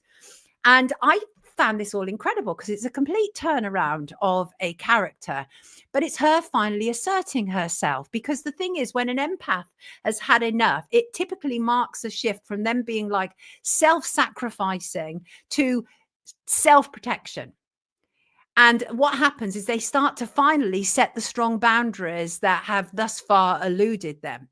And the thing about empathy is, oftentimes, as I say, it can be a consequence of some kind of messed up dysfunction earlier on in life. But there's a lot of really good things that come from an empath finally waking up. One of the things that you definitely get from it is you get this sense of understanding about yourself, this incredible self-awareness and insight into your true intentions. Because some people are empathic or empathetic because, as I say, because of its history or experience, but others isn't necessarily what they want to be doing, but they do it because they have been taught that in order to be able to be accepted, they need to be people pleasing and eternally available to people, emotionally or physically or whatever. And actually, when an empath turns, they finally start to prioritize their own well-being, and not a moment too soon, because their energy has been completely drained by other people who are not as caring as they are. And it will finally teach them. I mean, I'm finally seeing in her that she is finally setting the boundaries that probably should have been set with this man 5 years ago. I'm not saying that the relationship would have been any better, but she wouldn't have been half as miserable as she has been. I would say she's probably been miserable for the last 4 years. I think they had one good first year. And all of this, I ran past her and said, I want to draw on this. She said, absolutely fine, just don't tell my name. And the other thing, what happens is, once the empath turns, is you can notice a kind of coldness and a distance, what that wouldn't have been available before. And that is about protecting one's energy. So there comes a point when you just have to start protecting your energy more, because if you're an empath, less decent people, less moral people will gravitate towards you like a moth to a flame. That is a reality. And once you start to turn, and Carl Jung noted this, you become kind of like a proper, true, powerful warrior in your own right, because we shouldn't be necessarily drained at everybody else's misfortune. I used to be like that. I used to feel like I was carrying the world on my shoulders. Well, there comes a point when you can't, because you're buckling under the strain. But what happens when you create that a little bit of a distance and a detachment is you actually become a far more powerful warrior than before. That is a reality, because the moment that you're focusing on yourself and no longer trying to be the center of other people's world, which is also part of being an empath, right? It's like some people know that you are the person to go to. And then what happens is that you essentially almost become as the center of that person's universe, because you're the one that they can rely on to be empathetic. And also, what about giving others the opportunity to be empathetic? Because a lot of the time with empaths, We're so full of empathy that we don't necessarily give other people the chance to be empathetic with us. So all of these things I think are good, and I think they're really important. And you know, one of the reasons I end the show the way I do like this is because we have to deal with so much negativity, but also because we're living in a society that is constantly draining us every which way. It's either telling us we're not attractive enough, we're not smart enough, we're not rich enough, our house is not nice enough.